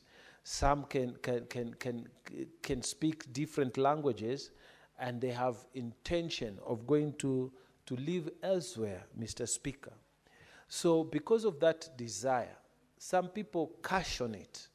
So this need is being addressed by this legislation. Mr. Speaker, that is one case I have dealt with and solved.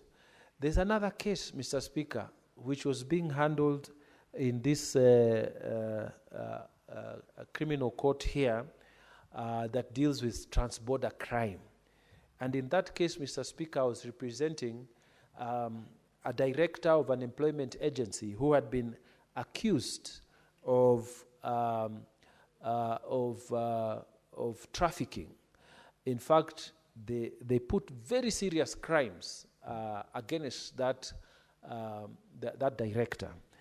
Why? Because according to the DCI who brought that case, they believed that the clients of that lady were not in fact going to work, but they were being trafficked from Kenya to another country.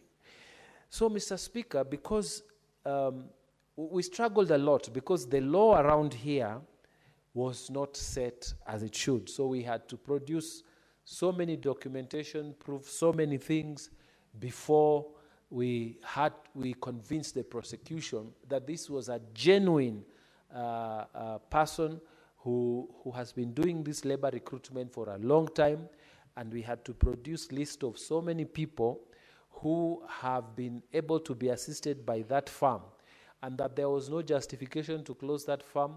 There was no justification to accuse them of trafficking. Mr. Speaker, the director, after some struggles and whatever, was also left free. So this law also protects genuine firms of employment that are doing genuine work. They are able to promote and protect the private employment bureaus that are genuine, that are seeking to help Kenyans secure those opportunities. So, Mr. Speaker, I am very happy with this law. I am very happy with the way it has been drafted. It has addressed a number of things that have been questions that we face all the time when we travel out of this country. Mr. Speaker, I have had the fortune of serving as an assistant minister in the Ministry of Foreign Affairs. And I traveled many, many countries on behalf of the Republic of Kenya.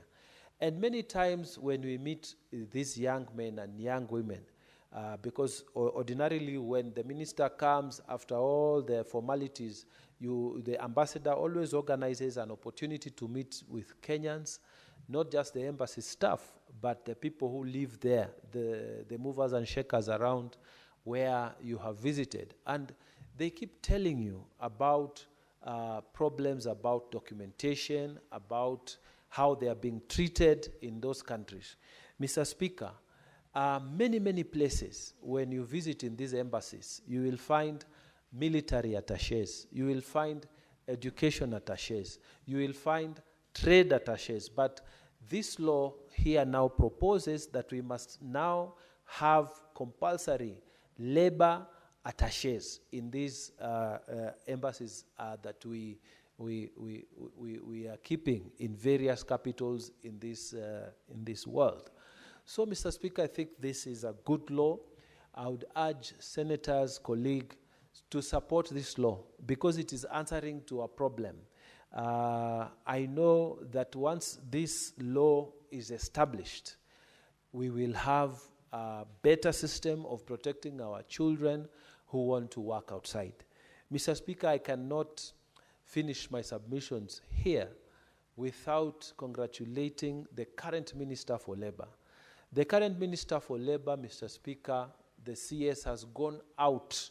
He has not been Nairobi-centric. He has gone out in various counties.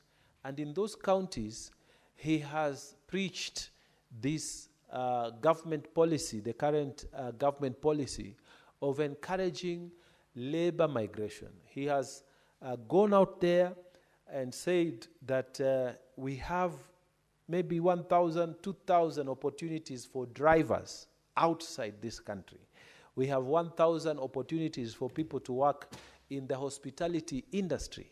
We have nurses that we want, but these are the qualifications.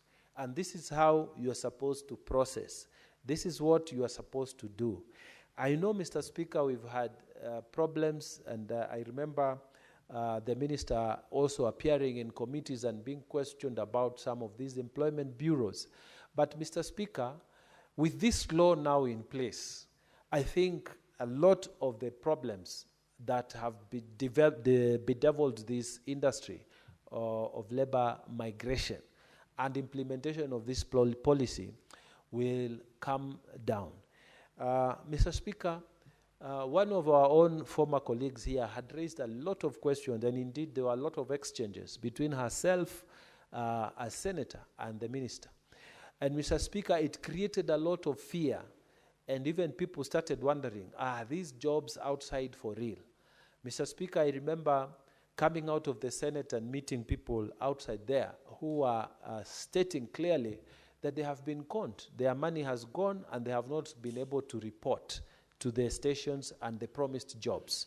Mr. Speaker, those kind of sentiments and uncertainties will be solved by this law. When this bill becomes law, I can now confidently say that I'm dealing with an employment bureau that is recognized by the Kenya government. It is registered and it has passed through the vetting and validation process of this committee that has been set by law. So that when I release or I help some people from my county in Tana River to come to Nairobi, I am certain that I'm not going to be dealing with conmen or bureaus that are fake, that are out to fleece our young people of the little that they have. So, Mr. Speaker, I think this law is responding to a need that is there, is responding to the confusion that has been caused by the labor migration policy, and it is settling the questions that have arisen on the implementation of this policy across the country. So now we will not be having fake employment bureaus. Now these bureaus will all have to be registered, and you can see it is representatives of the DCI, it is Director of Labor, it is very senior government people, including Ministry of Foreign Affairs, who will be vetting in this committee for you to get a license. And that license can be revoked because it's been given to you under certain conditions. If you don't fulfill those conditions, then you will not be able to operate. And Mr. Speaker, this solves a big problem. This settles a big problem.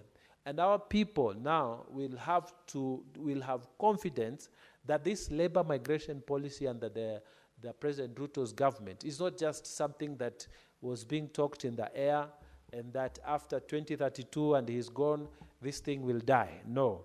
Now we have a signature legislation that is going to anchor this policy, and this legislation is going to help our people, and certainty is going to be created across the areas where people are going to seek jobs. So, Mr. Speaker, with those many remarks, I want to again thank the sponsor of this motion. I want to say it is a good bill. I want to urge senators to support it, and I want to tell the country that this is where we shall go.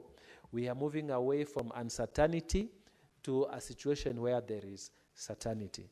We are also moving away from fake bureaus to a situation where we have now registered bureaus that are recognized by law. You can Google them and you know them and you deal with entities that will assist our people. We are moving from a position where we never had labor attaches. Now we are going to be having labor attaches. Even when your children go out there to work, there will be a place where they can put their complaints, they can have their rights asserted if their employers are not treating them right. So we thank the sponsor of this law, and with those many remarks, Mr. Speaker, I beg to support. Thank you, Mr. Speaker. Thank you, Senator. I call the mover to reply. Thank you, Mr. Speaker. For me, it's a really great evening. This is a bill, Mr. Speaker, that as my colleagues have arose, the seconder, Senator Hamida, Mr. Speaker, these are things that attach our people very dearly. She's been able to share some of the examples, and I really want to thank Senator Hamida for her great input, and I know she's a champion when it comes to matters health and anything that affects our young people. Mr. Speaker, I also want to thank Senator Mungatana. Senator Mungatana has been able to give us two great examples of what he came across when he traveled.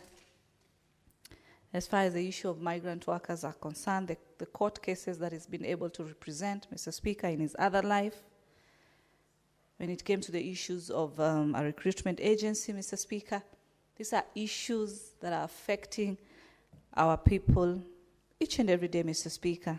And I want to thank him very much, Mr. Speaker. Mr. Speaker, I really pray and hope that my colleague senators, as they'll be voting for this bill, they'll also find time to get to understand what is in the bill, because I've really ensured that it covers at least 100% of all the areas that are needed to bring synergy, to bring solutions to the issues affecting the migrant workers. Mr. Speaker, Article 15 of the bill talks about the authority establishing an online portal. And Mr. Speaker, this online portal will be able to facilitate the registration of all private employment agencies. We'll also be able to onboard all the immigrant workers or migrant workers. We'll also be able to give them a platform to be able to access more opportunities, more job opportunities, provide information on matters clearance, approvals, and registration for requirements of the migrant worker, so that we have a clear and clean database, Mr. Speaker. If a person contravenes the law as far as not having the requisite operating license of a private agency, Mr. Speaker, will be subjected to a fine not exceeding 10 million or a 10-year imprisonment, Mr. Speaker. As I conclude, Mr. Speaker, the bill also talks about the national government may conclude a memorandum of understanding, a bilateral labor agreement, or any other instruments with another country, and this will ensure and enhance safe and fair and orderly migration, increment of opportunities, safeguard the welfare and rights of the migrant workers. Another thing that I want to highlight, Mr. Speaker, on conclusion, is that Any memorandum of understanding, bilateral labor agreements, and any other instrument under Section 1 shall be concluded on the basis of the following principles, among others: promotion of fair recruitment, protection of migrant workers' rights, safety and human dignity of migrant workers within the country, protection of labor and any other human rights of Kenyan migrant workers in the concerned country, respect to international standards, migrant workers' rights to information and right to redress if their rights are violated.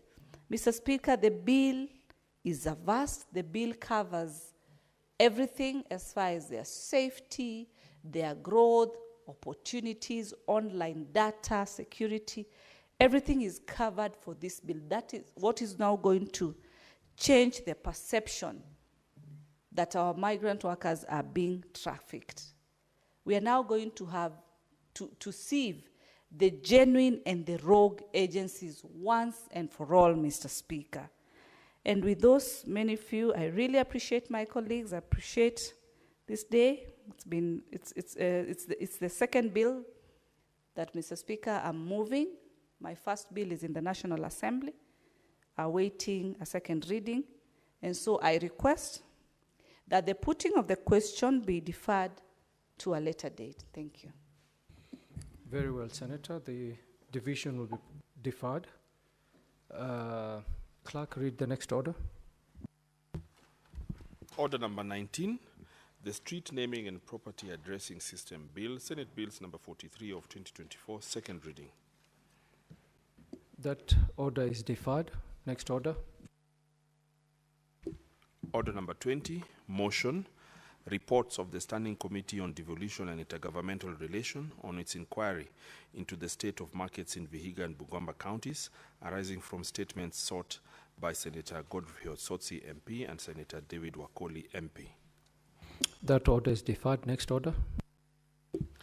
Order number 21, motion, progress report of the Standing Committee on National Cohesion, Equal Opportunity and Regional Integration into an inquiry on the diversity and inclusivity in the staff composition of state agencies in Kenya. That order is deferred. Next order. Order number 22, motion, report of the Standing Committee on Energy on its county oversight and networking engagements in Wajir County. That order is deferred.